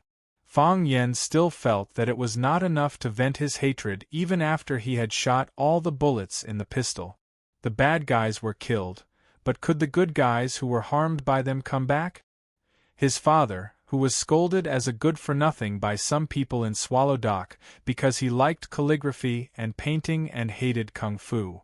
He was a man who loved his wife and son deeply. Was he going to die in vain? The old man who lost his son and his hair turned white overnight, and the lonely woman who lost her husband, could the trauma they suffered be made up for? Would they be able to find happiness again? The old man no longer stared at the King Kong eagle, and the woman no longer carried a basket to pick melons and weeds in front of her husband's grave every day. Her main purpose was to talk to her husband for a while. Those bad guys, they deserved to die. You killed him. Bai Lilu stood beside Fang Yen and said in a low voice. Was it cruel? Fang Yen turned and smiled at Bai Lilu. His smile was dry and his eyes were red. He looked like he was about to cry. Song Transplanting was dead. He killed him with his own hand. But he didn't feel the pleasure of revenge. You see, I didn't even agree to his last request. I just shot him to death with a gun. I made holes in his body. The Tao addict, who was so famous, was killed by me with a gun. Did I have no bottom line? Did I not care about Jiang Hu morality? Bai Lilu frowned and looked at Fang Yen with scrutiny. He said, Did you hit your head? When did you have a bottom line and talk about Jiang Hu morality? Only a fool would talk about Jiang Hu morality with such a person. Bai Lilu spat at the Tao addict, song transplanting. They killed your father and broke up your family. This time they want to kidnap Phoenix to threaten you. If you fall into their hands, do you think you will still be alive? What do you think they will do to you? A dignified death? I'm afraid that when the time comes, they'll make you beg for death. Are you crazy to talk about morality with such people? I'm just saying. Fang Yen chuckled. I just think it's boring. How is it boring? They were in cahoots with Bai Xiu. Song transplanting was Jiang Junling's teacher, and Bai Xiu was Jiang Junling's lackey. Why would Bai Xiu do this to your family? Isn't it because you offended Jiang Junling, and Jiang Junling wants to exterminate your entire family? It's not too much to kill such a person 100 times over. What's there to feel sorry about? I'm not feeling sorry for him. Fang Yen shook his head, knowing that Bai Lilu did not understand the meaning of his words. They killed my father, and then I killed them, and what did we get for that, anyway? I lost my most important family, they lost their lives. What's the point? Bai Lilu thought for a long time and said, There are bad people in this world, so there are good people. When bad people do bad things, unless you don't make a sound, you are a good person. Bad people will come to you to take revenge.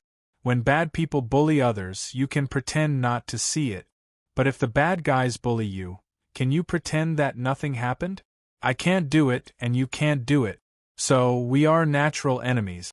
They want to kill us, and we want to kill them. Sometimes, when I think about it, the world is really very simple. Yi Rou came over and held Fang Yan's hand tightly. She didn't care how Fang Yan killed Song transplanting. She only cared that the man she loved was alive, and the bad guy who wanted to kill her man was dead. This was more important than anything else. Jiang Hu morality? Warrior spirit? Please, that was something only the living were qualified to talk about.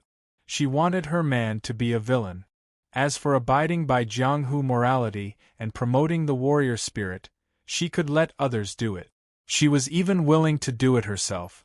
For this woman, her only request was, Fang Yen was alive. Fang Yen held Yi Rou's soft little hand tightly and said softly, I'm fine. I'm fine. Just now, it was a matter of life and death.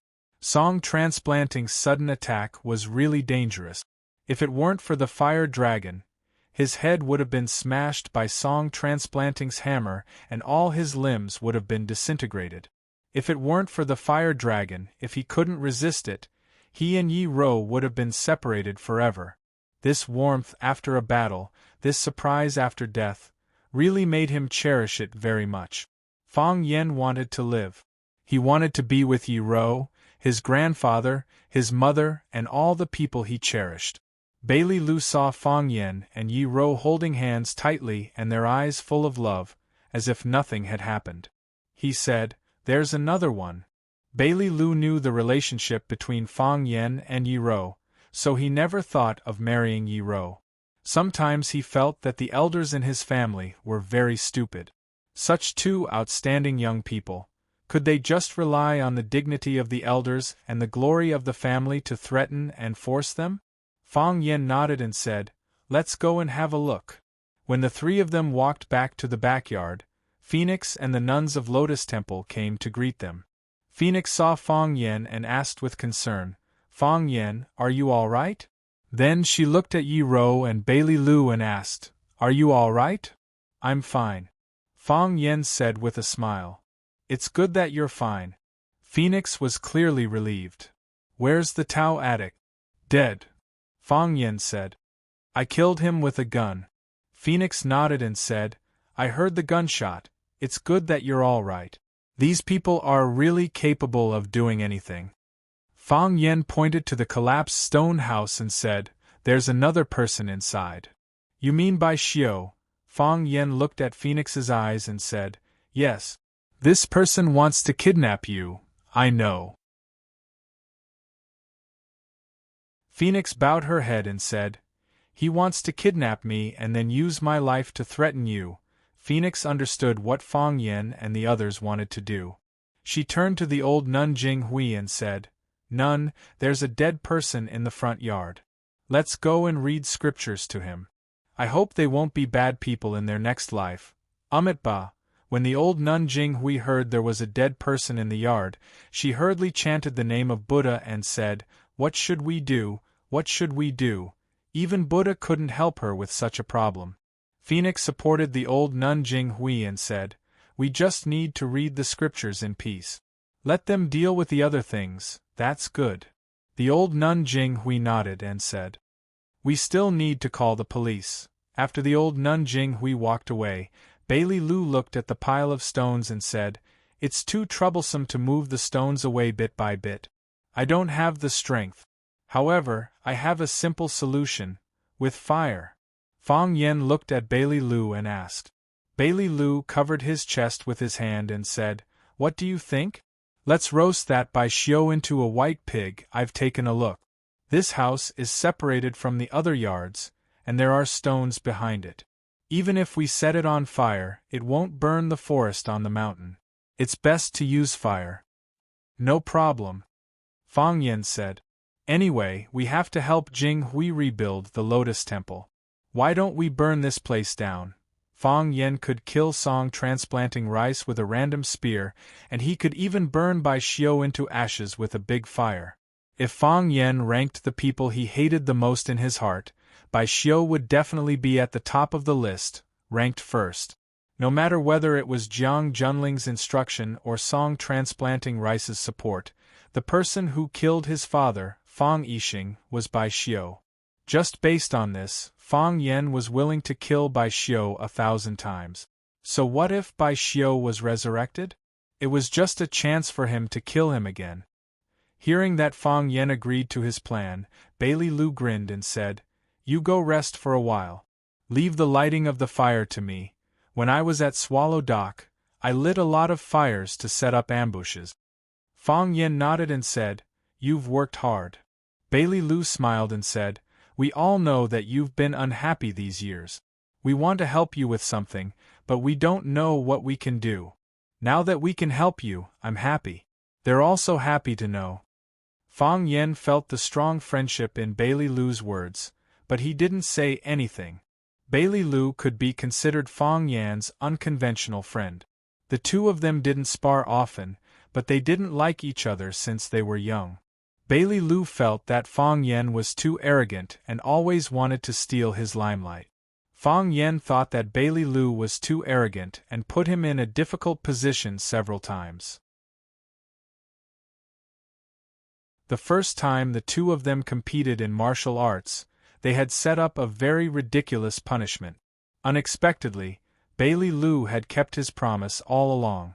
When Fang Yen was challenged by the Qianya army, Yiro rushed to Huaqing, and Bailey Lu also rushed to Huaqing. Yiro had a good fight with the Qianya army, while Bailey Lu had a good fight with Fang Yen.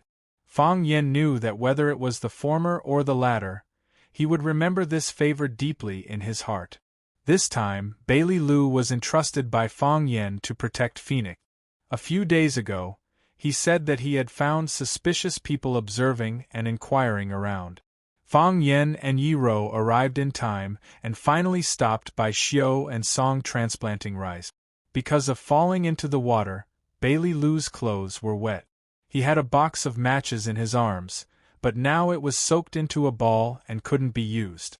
Bailey Lu was indeed an expert at igniting fires. He found 2 yellow dry stones and rubbed them hard a few times. The sulfur on the stones was ignited. Bailey Lu used sulfur stones to ignite the quilt in the pile of stones, and then the burning quilt ignited the whole house.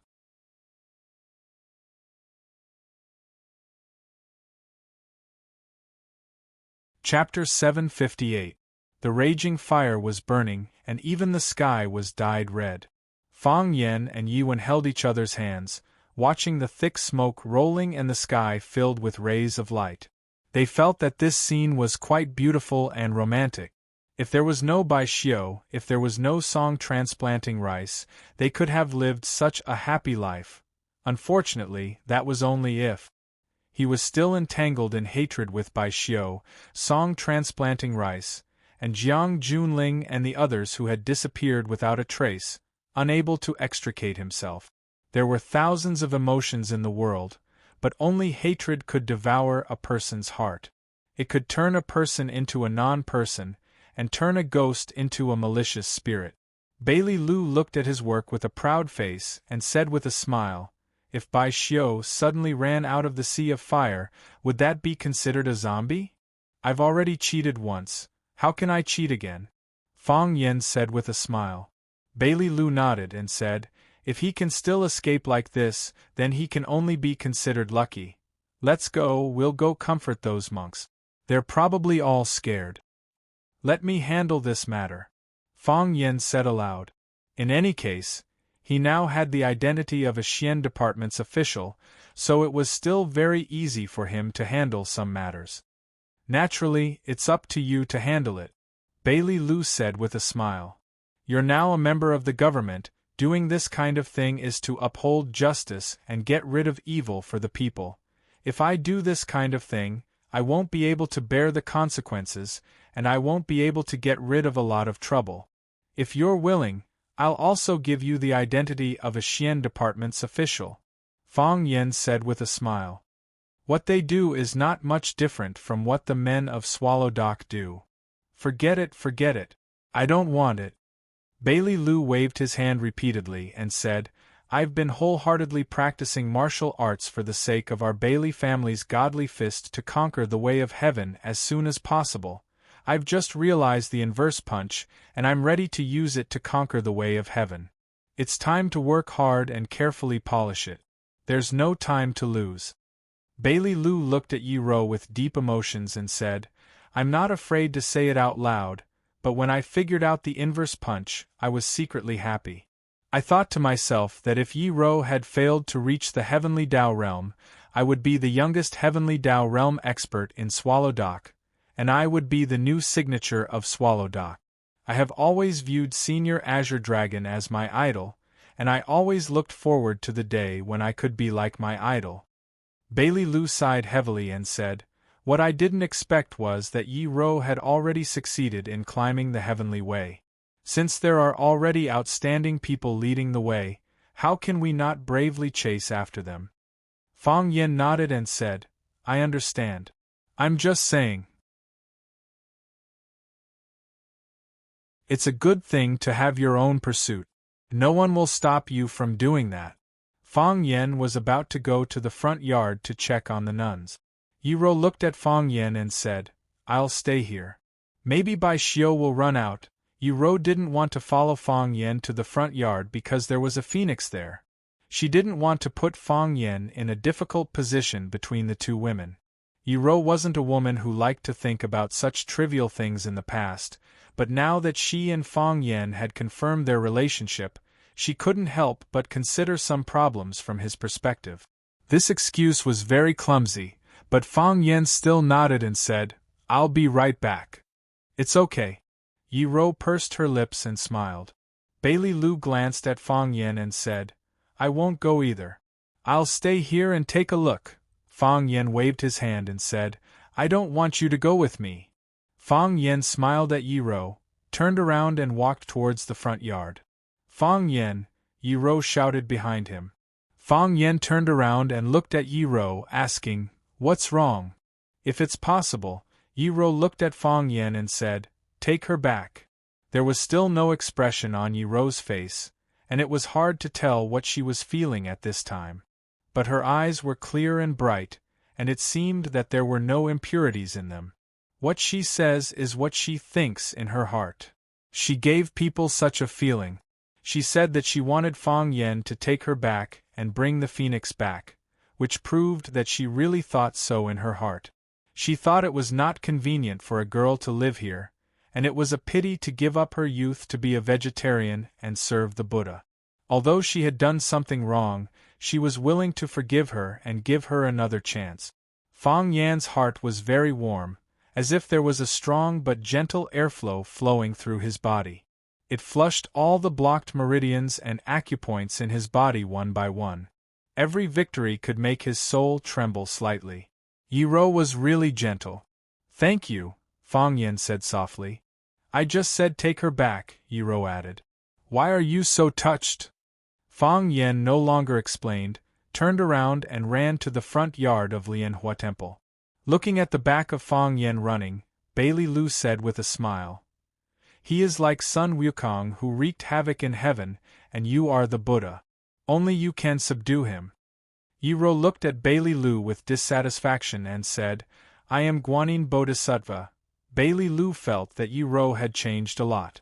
If it was in the past, if he said something she didn't like to hear, she would either ignore it directly or beat him. But now she even knows to refute or joke with him. Is this the charm of love? Bailey Lu thought about it seriously. What is love? Is it as fascinating as Kung Fu? At this time, Yi Ro's expression suddenly became serious. She listened attentively and immediately ran towards the front yard. Bailey Lu grinned and said, "Women say one thing but mean another. If you say you don't want to go, shit." Before Bailey Lu finished his words, he had already found that the situation was not good. Boom! First came the sound of a mountain torrent. Then, a huge white curtain rolled down from the mountain, as if it was going to cover the entire land. Bastard! Bailey Lu cursed and quickly ran to the front yard. Pa! A huge wave of water rushed over the protective stone at the foot of the mountain and then hit the wall of Lianhua Temple. In just one round, the thick wall made of hard bluestone was washed down by the flood. Kacha, kacha, the flood was like a white giant beast. Wherever it passed, the walls and trees fell and were instantly swallowed by its huge white mouth. The sea of fire that was still burning just now was suddenly extinguished by the water from the sky, and the jumping waves directly rolled over the collapsed house. Because the water flowed from top to bottom, the speed and strength of the impact were quite amazing. In a short time, the whole Lianhua Temple would be flooded. Even so, there was still a steady stream of water rushing toward Lianhua Temple. A big man in a black suit trotted over and said excitedly, "Young master, all the gaps have been blown up. Now the amount of water released is the highest. I'm afraid that in one round, the whole Lianhua Temple will be washed away. Those people will be buried alive. Should we go and beat them when they are down?" An old man looked at the scene of the mountain torrent that seemed to be the Milky Way falling from the ninth heaven, sighed softly in his heart, and said, "It's strange. Mr. Tao Addict and Bai Xiu went down to kidnap a woman. Even if there are people on guard, with their cultivation, they would have succeeded long ago. Why haven't they come back yet? And they didn't give us any signal." Jiang Junling looked down with his binoculars. He could see the tragic scene of the flood submerging Lianhua Temple, but he couldn't see what was happening in the temple. "Maybe we've been tricked," Jiang Junling said in a low voice. "Tricked? A few days ago, we sent someone to inquire about Lianhua Temple. They said that everything is normal in Lianhua Temple, and there are no experts protecting Phoenix. Although our people deliberately showed up to alert the enemy, they wanted to lure Fang Yan here to make a move. If there are really no experts protecting her, Bai Xiu would have gone down alone and brought everyone back. However, Bai Xiu still hasn't come back. Now, Master has gone down with them. With their combat power, they can escape even if they encounter a heavenly Tao realm expert. Since they haven't come back yet, it proves that there is a very powerful person over there. Who is it?" the old man asked aloud. "Fang Yan came in person? If it's only Fang Yan, he is not Mr. Tao Addict's match at all. Mo Qingdi?" Mo Qingdi is still in the land of extreme cold. Even if he comes back, he will be a good-for-nothing. Even if they join forces, they won't be able to defeat Mr. Tao Addict. That's why I'm also very curious. Jiang Junling put away his binoculars and said, "Who is it? We have calculated the pawns that Fang Yan can use. Other than himself, there is only Yi Gentle, who has failed to climb the heavenly Tao, and a few of his fellow sufferers. These people aren't even enough to fill the gaps between Master's teeth. Then should we go down and take a look? The big man asked aloud. Of course. Jiang Junling nodded and said, Master and Bai Xiu are still down there. We have to ensure their safety. Take 2 people with you down to take a look. If they are alive, I want to see them. If they are dead, I want to see their corpses. No matter what, you must bring Master and Bai Xiu back. The big man was shocked and said, Young Master, aren't all of you going down? Why are we going down? Jiang Junling glanced at him coldly, but his voice was still gentle and firm. He said, Lianhua Temple has been washed away. Even if there are people alive, you will only be beating them when they are down. Don't worry, we will protect you from the side. If there are any changes, we will be able to rush over to support them immediately. The big man knew that it was difficult to change Jiang Junling's decision. He said, Young Master, I will take some people down to take a look.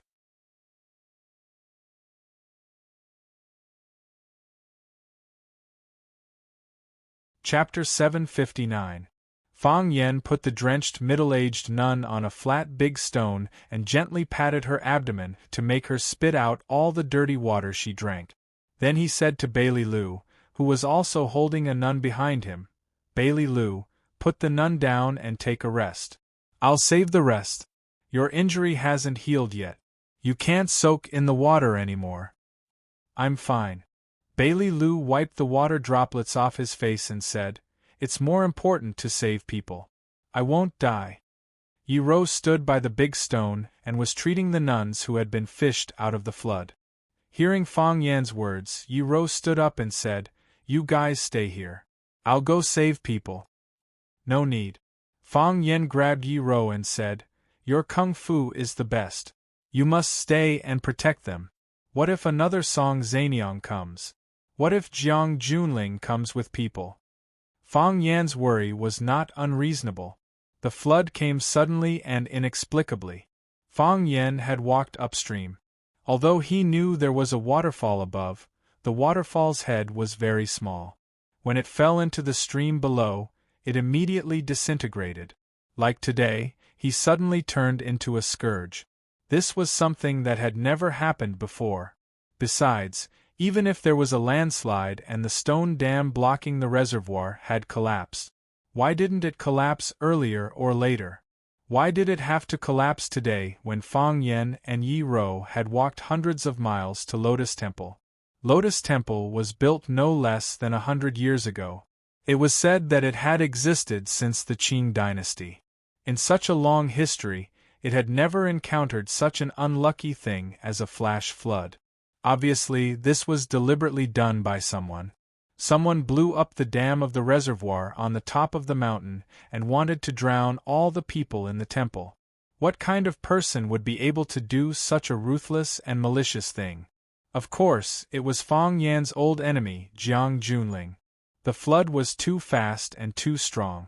Before Fang Yan had time to run into the temple, the wall and the stone house behind Fang Yan had all collapsed. When he ran into the Buddha Hall to save people, he found that Phoenix and the nuns of the Lotus Temple were not in the Buddha Hall, but went to the front yard to check the body of Tao addict Song transplanting. When Fang Yan and Yi Ro, who had just arrived, were about to make a detour to the front yard, the wooden structure of the temple collapsed with a loud bang. Fang Yan and Yi Ro hurried to dodge. When they ran to the front yard was already flooded, and the nuns had been washed away. At this moment, Fang Yan and Yi Ro couldn't care less about favoritism. They each grabbed 2 people and ran toward the hillside. Most of the nuns of the Lotus Temple had been rescued, but Phoenix and the old nun Jing Hui were still nowhere to be seen. This made Fang Yan's heart burn with anxiety. Could it be that someone had come and taken the Phoenix away? If so, he and Yi Ro and Bailey Lu's trip to the Lotus Temple would be a fiasco. At that time, they would be at the mercy of a villain like Jiang Junling. Bailey Lu's face was full of murderous intent and he said fiercely, "It must be Jiang Junling. Only this kind of lonely ghost, who has no father or son and has been expelled by the family, can do such a thing." The people of Swallow Dock attached great importance to the concept of clan. For Bailey Lu, Jiang Junling, who was expelled by the family, could not take the family name when he was alive, and could not be buried in the ancestral grave after death, was extremely pitiful and sad. In Bailey Lu's heart, there was no more serious punishment than this. "Now is not the time to pursue the murderer," Fang Yen said with a cold expression. He had long known that he and Jiang Junling were actually in a situation where they would fight to the death. In this world, he was either dead or already dead. However, he still couldn't accept that Jiang Junling turned into a murderous butcher just to kill him, and let a group of people die with him. Who did the nuns of Lotus Temple offend?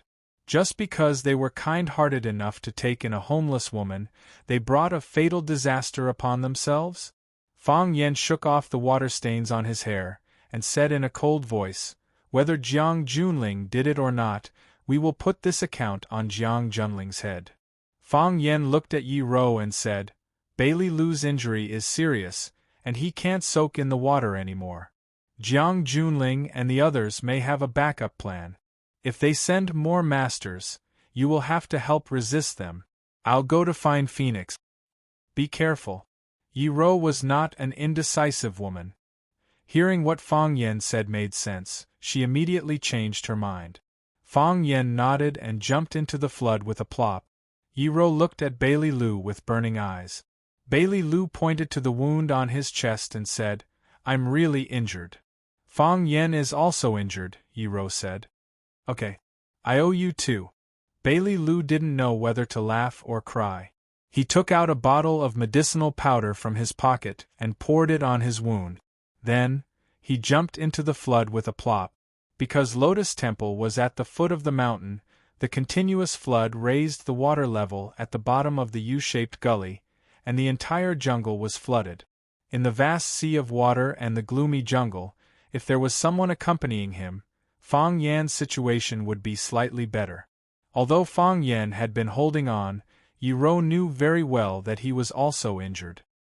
He was injured when he came back from the Millennium Palace mission, and his injury had not healed until now. "Thank you," Yi Ro shouted at Bailey Lu, who was swimming forward vigorously. Bailey Lu grinned and thought that this woman was really interesting. She would do anything for her man.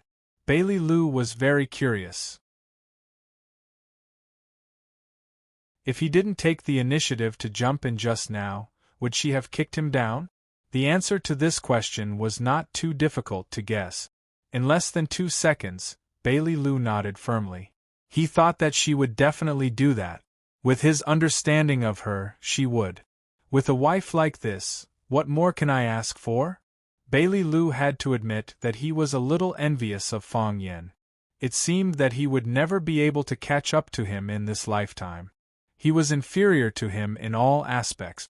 Fang Yen was completely soaked in the water. At a glance, he saw that without the water, he was only a tree. The flood rushed from top to bottom, and naturally it brought people or things downstream. Now that the main temple of Lotus Temple had been washed away, only a few lonely stone houses were helplessly fighting against the flood. A large area of the forest below was flooded, and the deepest part of the water had already reached the top of the trees. Fang Yen looked around blankly, not knowing where to find Phoenix. "Phoenix!" Fang Yen shouted loudly. No one answered. "Phoenix!" Fang Yen shouted as he swam deeper into the forest. Still no one answered. Further downstream was the bottom of the mountain stream, where the water was the deepest. Fang Yen was not afraid of water. When he was at Swallow Dock, he often went into the river with his friends to catch fish and shrimp. His friends all developed excellent swimming skills. She was more worried that something had happened to Phoenix. This mountain was so big and the water was so deep. Moreover, Jiang Junling kept playing dirty tricks behind her back. Who knew what else they would do? "Phoenix!" Fang Yen shouted Phoenix's name at the top of his voice as he swam. And Xiao Xiao, where are you? Fang Yen. A woman's voice came with a sobbing tone. Phoenix? Fang Yen was overjoyed and shouted. Fang Yen, I'm here. Fang Yen, Master is dying. Come and save Master. Phoenix's voice was very urgent. Fang Yen followed the voice and swam deep into the forest. Soon he saw Phoenix and the old nun Jing Hui leaning on a huge tree trunk. Phoenix didn't want the monks and nuns to see a bloody scene, so she took them to the front yard to save the Tao Attic song Zening. Just as they sat in a circle chanting, a torrent suddenly came. The young nuns reacted quickly. They either hugged each other in pairs or grabbed big trees or wooden pillars. More people were washed downstream by the flood. The old nun Jing Hui was old and weak, so her reaction was slow. She was the first victim washed away by the flood. Phoenix saw the old nun Jing Hui being carried away by the flood. She shouted and hurried to the old nun Jing Hui. She finally caught Master Jing Hui, but it was difficult to resist the force of the flood.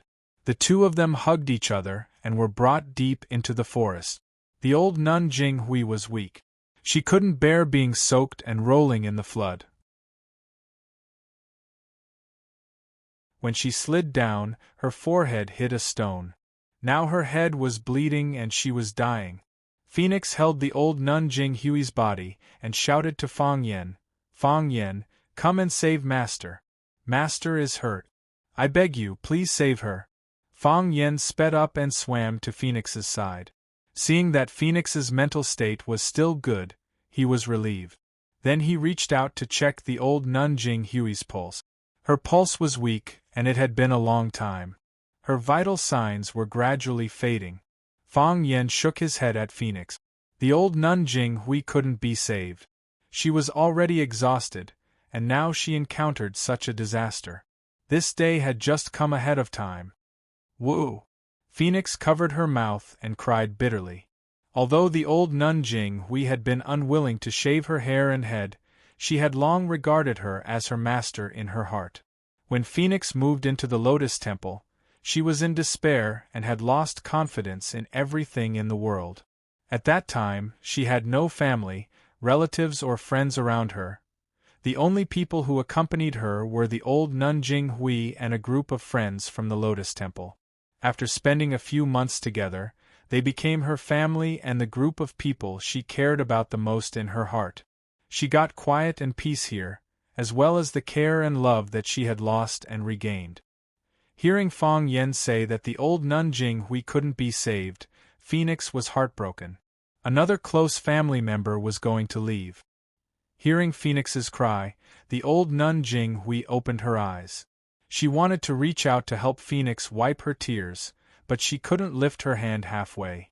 She looked at Phoenix with a smile and said with a loving face, "Silly child, I knew this day would come. I didn't tell you because I didn't want you to be sad. Master, I originally wanted to send you out and leave after you come out of the mountain. Now it seems that I can't wait anymore. Go back. Go back."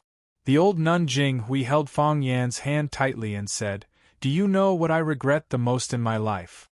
Fang Yan shook his head and said, "I don't know. The thing I regret the most is that I didn't forgive that man."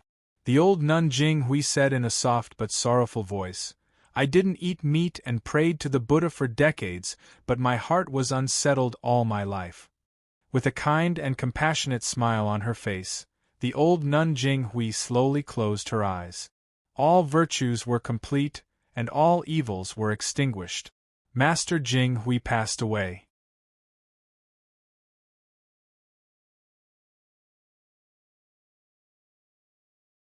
Chapter 760. What was the most precious medicine in the world? Medicine for regret. We often see such stories.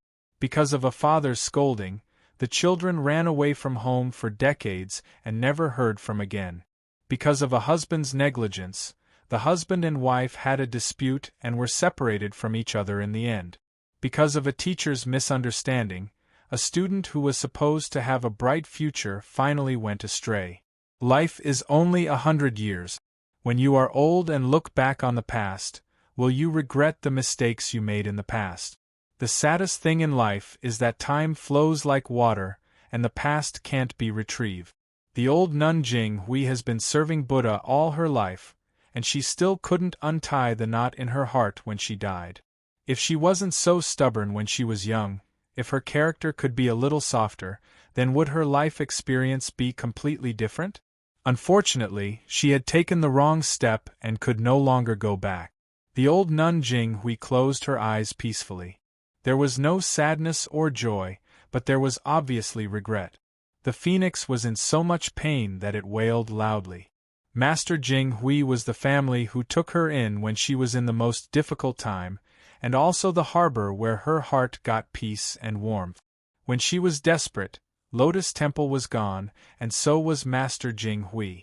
She really couldn't stand it anymore and almost broke down emotionally. Fang Yen didn't stop her and jumped into the flood alone. When he came back again, he dragged a thick pillar behind him. Fang Yen tied the old nun Jing Hui's body to the pillar with a cloth belt, and then tied the pillar to his waist with a long vine. Then, he took down the crying phoenix from the tree trunk and dragged him upstream. The top priority now was to get out of danger and meet with Yi Ro and Bailey Lu. Being sad or comforting were things that he was qualified to do after he escaped. The reservoir at the top of the mountain was not blocked, so the flood kept pouring down the mountain. Although the water flow was a little less, it still didn't stop. Fang Yen dragged a pillar behind him, and a nun was tied to the pillar, and a woman was hugging him. The woman cried so much that she almost lost consciousness. Swimming against the current, dividing the water and moving forward, it had to be said that Fang Yen felt very tired now. Fang Yen did not utter a word.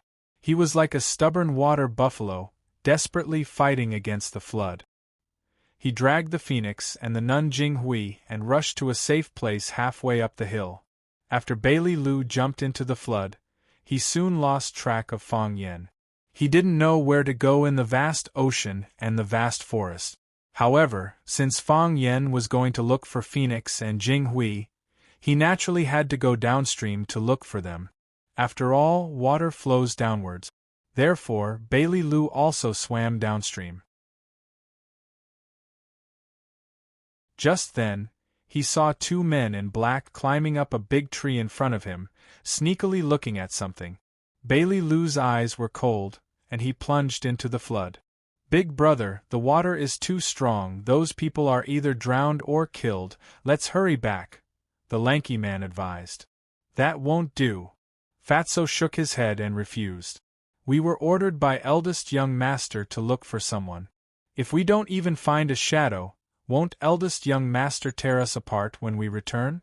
Did you forget what eldest young master said? If he's alive, I want to see him. If he's dead, I want to see his corpse. I also know that eldest young master has a bad temper today, but this place has become a vast ocean. Even if Mr. Tao Addict is still alive, we can't find him, can we? Besides, I guess," the lanky man lowered his voice and said, "maybe he's already dead." "Why do you think so?" Fatso was surprised. Mr. Tao Addict is one of the 7 addicts of Huaxia.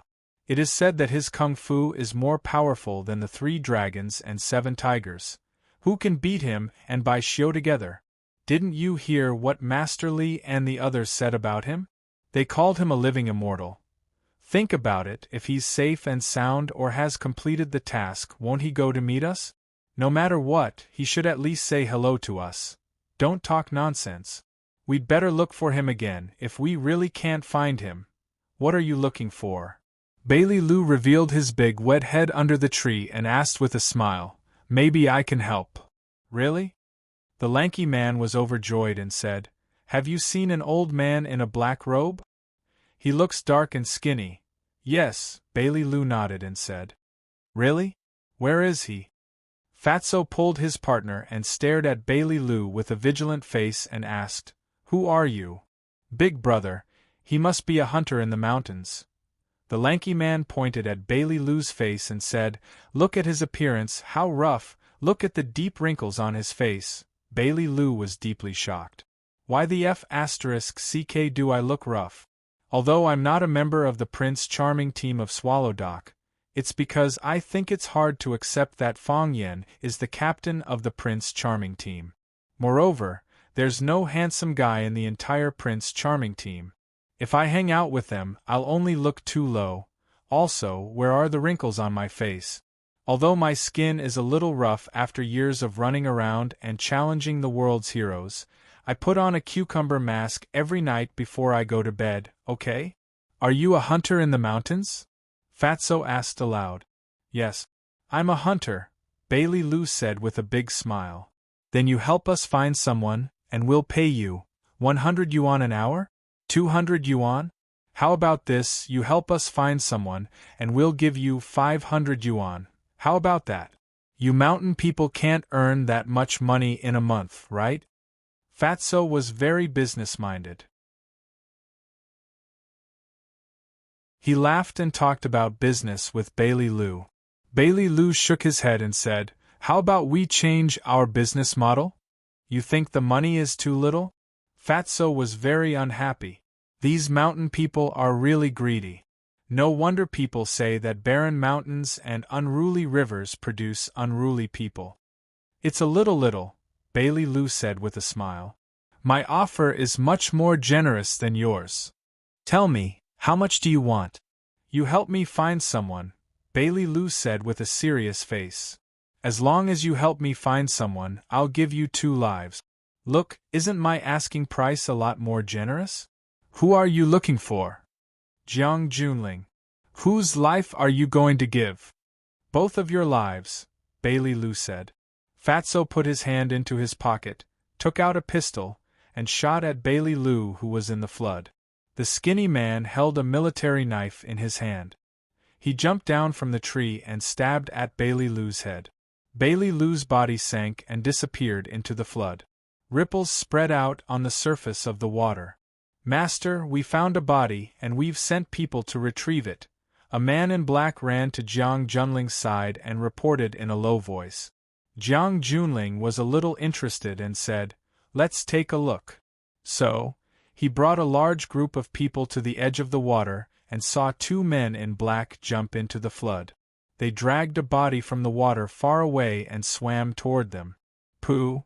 The 2 men in black put the body on the river and carefully stepped aside. When the others saw the body, they all held their breath and stood there quietly. Jiang Junling looked at the body on the ground, squatted down and searched his body. He said, "He was killed by a gun. There are 6 holes in his body and a total of 6 bullets were used." "Master, please restrain your grief," a white-haired old man said aloud. Jiang Junling nodded and said, "I'm not sad. This was originally expected. According to Master's character, if everything went well, he would have come back to meet us long ago. The reason why he hasn't come back is that he has encountered some bad things. Mr. Tao Attic's kung fu is excellent. Who killed him?" "It doesn't matter who killed him," Jiang Junling said calmly. "In the end, I will only put this on Fong Yan's head. As long as there is a creditor. I also like such a creditor. But he owes me too much. How will he repay me in the future?" "Master, Mr. Tao Attic has already left. I'm afraid Bai Xiu has also met with a mishap. After all, we still acted a little too late," Jiang Junling said in a deep voice. "If we had blown up the dam of the reservoir earlier, we might have been able to help Master and Bai Xiu. No matter what, we have to see him, dead or alive. No matter whether Bai Xiu is dead or alive, we have to find him. Understood?" Someone beside him responded. "We will increase the manpower to search." "No need." Jiang Junling rejected this decision and said, "Haven't we already sent people out? I believe they can bring him back." Jiang Junling looked at Song Zanyang's pale body in the flood and said, "Master, you must feel very wronged in your heart, right? A Tao addict, a genius in martial arts, was killed by a pistol in the end. The only person who could do such a thing was probably Fong Yen, who was cruel and merciless, who had no bottom line. He deliberately shot you with a gun in order to humiliate you before you died. He is really an opponent with a strong character. I have searched your body. There are 6 holes in your body. Fang Yen used 6 bullets. I counted several times. The reason why I counted so clearly was that I was going to make 6 holes in his body and use 6 bullets. I even remember the position of each bullet clearly. Fang Yen is also a master in Jianghu. I think when he was shot alive, he should be able to understand how you feel at this moment, right? Jiang Junling took out a handkerchief from his pocket, wiped the tears from the corners of his eyes, and said in a deep voice, "Master, take care, let's go back." When a great man passed away, everyone was heartbroken. In the end, they left Song Zanyang's body on the shore and ran away.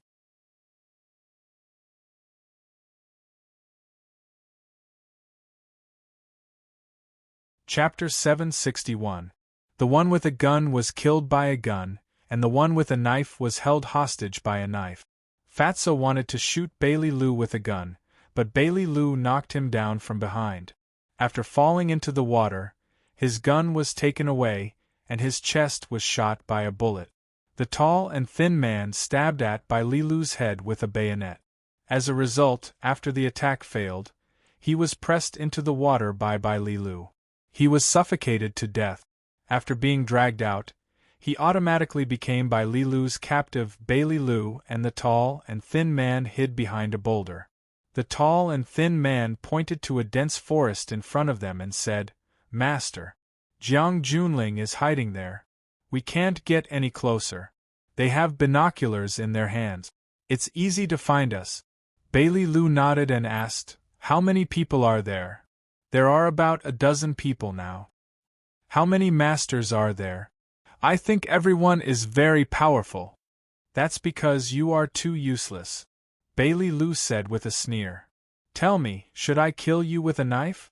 "No, no." The tall and thin man was scared and said, "You promised me. As long as I lead you to Jiang Junling, you will let me live." "I did say that, but I'm regretting it now," Bailey Lu said impatiently. "What if you shoot me from behind when I'm fighting with the people from the general's side? Do you know how the big shots die?" "I don't know.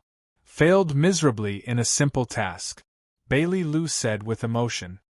"Look at Song Zanyang, such a powerful figure, even Yi Gentle couldn't stop him, but he was shot to death by Fang Yen. Don't you think it's unfair?"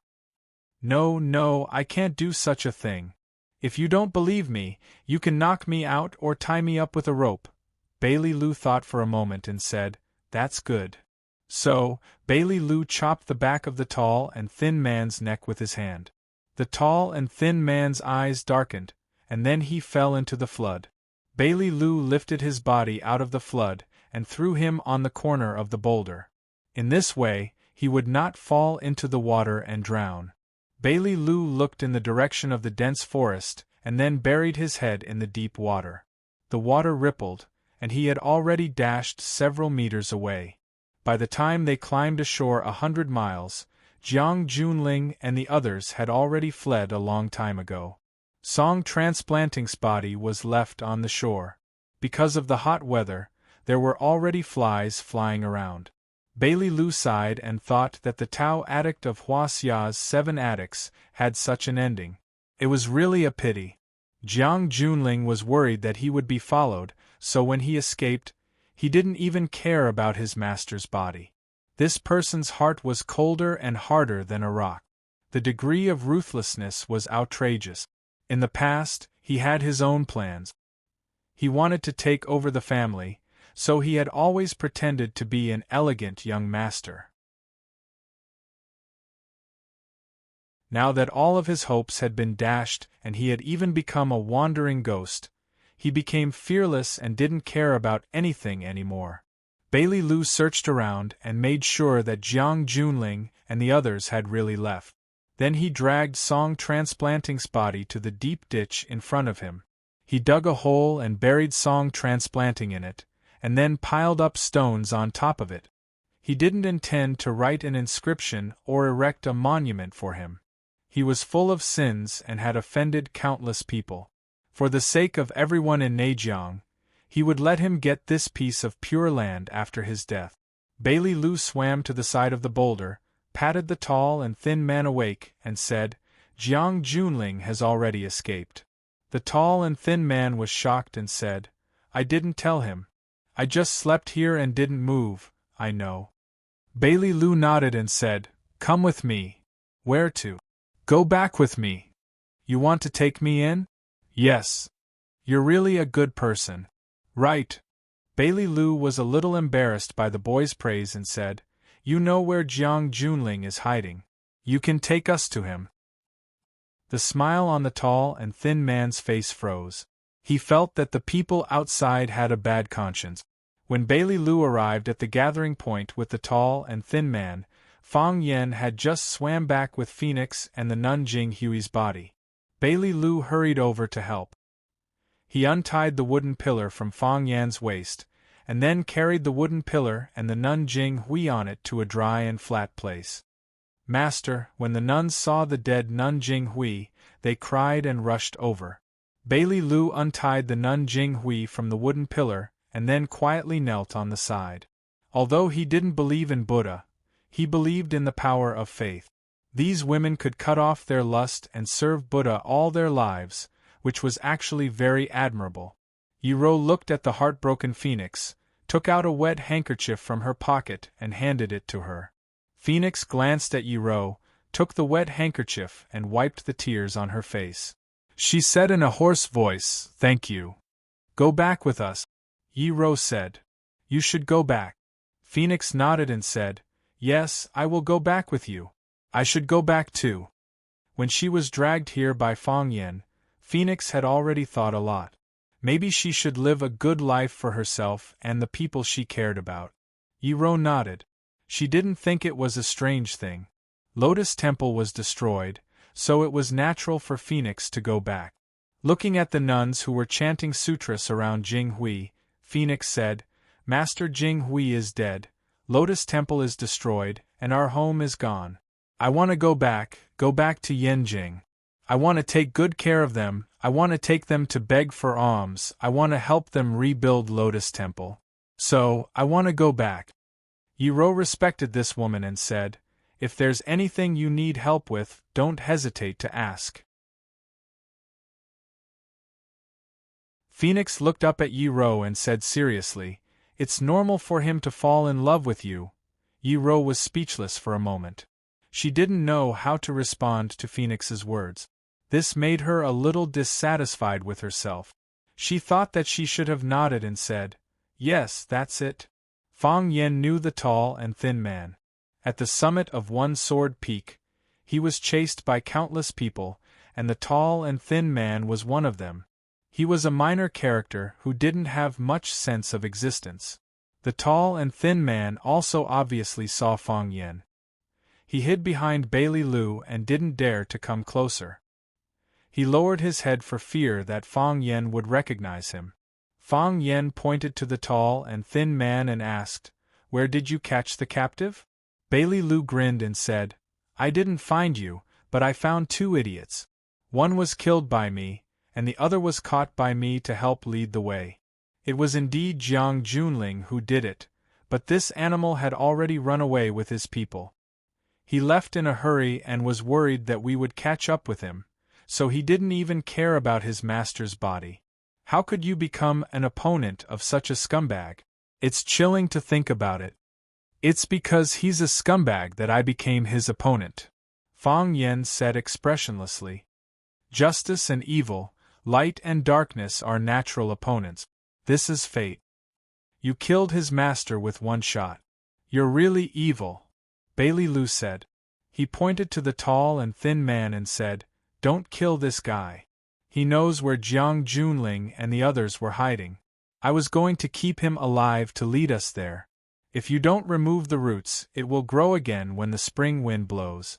I can't sleep well at night when I'm fighting with a scumbag like Jiang Junling. I'd better find a way to get rid of him." Fang Yen nodded and said, "It's up to you." He walked to the side of the nuns who were chanting and said with a heavy expression, "The dead can't be resurrected. Please restrain your grief. Master Jinghui believed in Buddha all her life, and now she naturally returns to the embrace of Buddha. A middle-aged nun looked at Fang Yen and said, "Benefactor Fang Yen, if you have something to say, just say it, we want to leave this place of trouble. Master Jinghui is gone, and the Lotus Temple has been flooded. I want to discuss with you how to deal with Master Jinghui's body. What plans do you have for your future life?" The nuns all looked at Phoenix. They had been living in seclusion in the mountains for many years and had lost contact with their families and relatives. They really didn't know how to go on in the future. Phoenix wiped the tears on her face and said, "Master Jinghui naturally has to be cremated according to her wish when she was alive. At that time we will put her ashes into the flood and let her merge with the mountain. The Lotus Temple has been destroyed." Martial uncles and martial sisters, come back to Yanjing with me first. I will settle your daily life, and then beg for alms to rebuild the Lotus Temple. Fang Yen nodded and said, "That's good. Are you okay?" "I'm fine." Phoenix looked at Fang Yen, and her mood miraculously calmed down.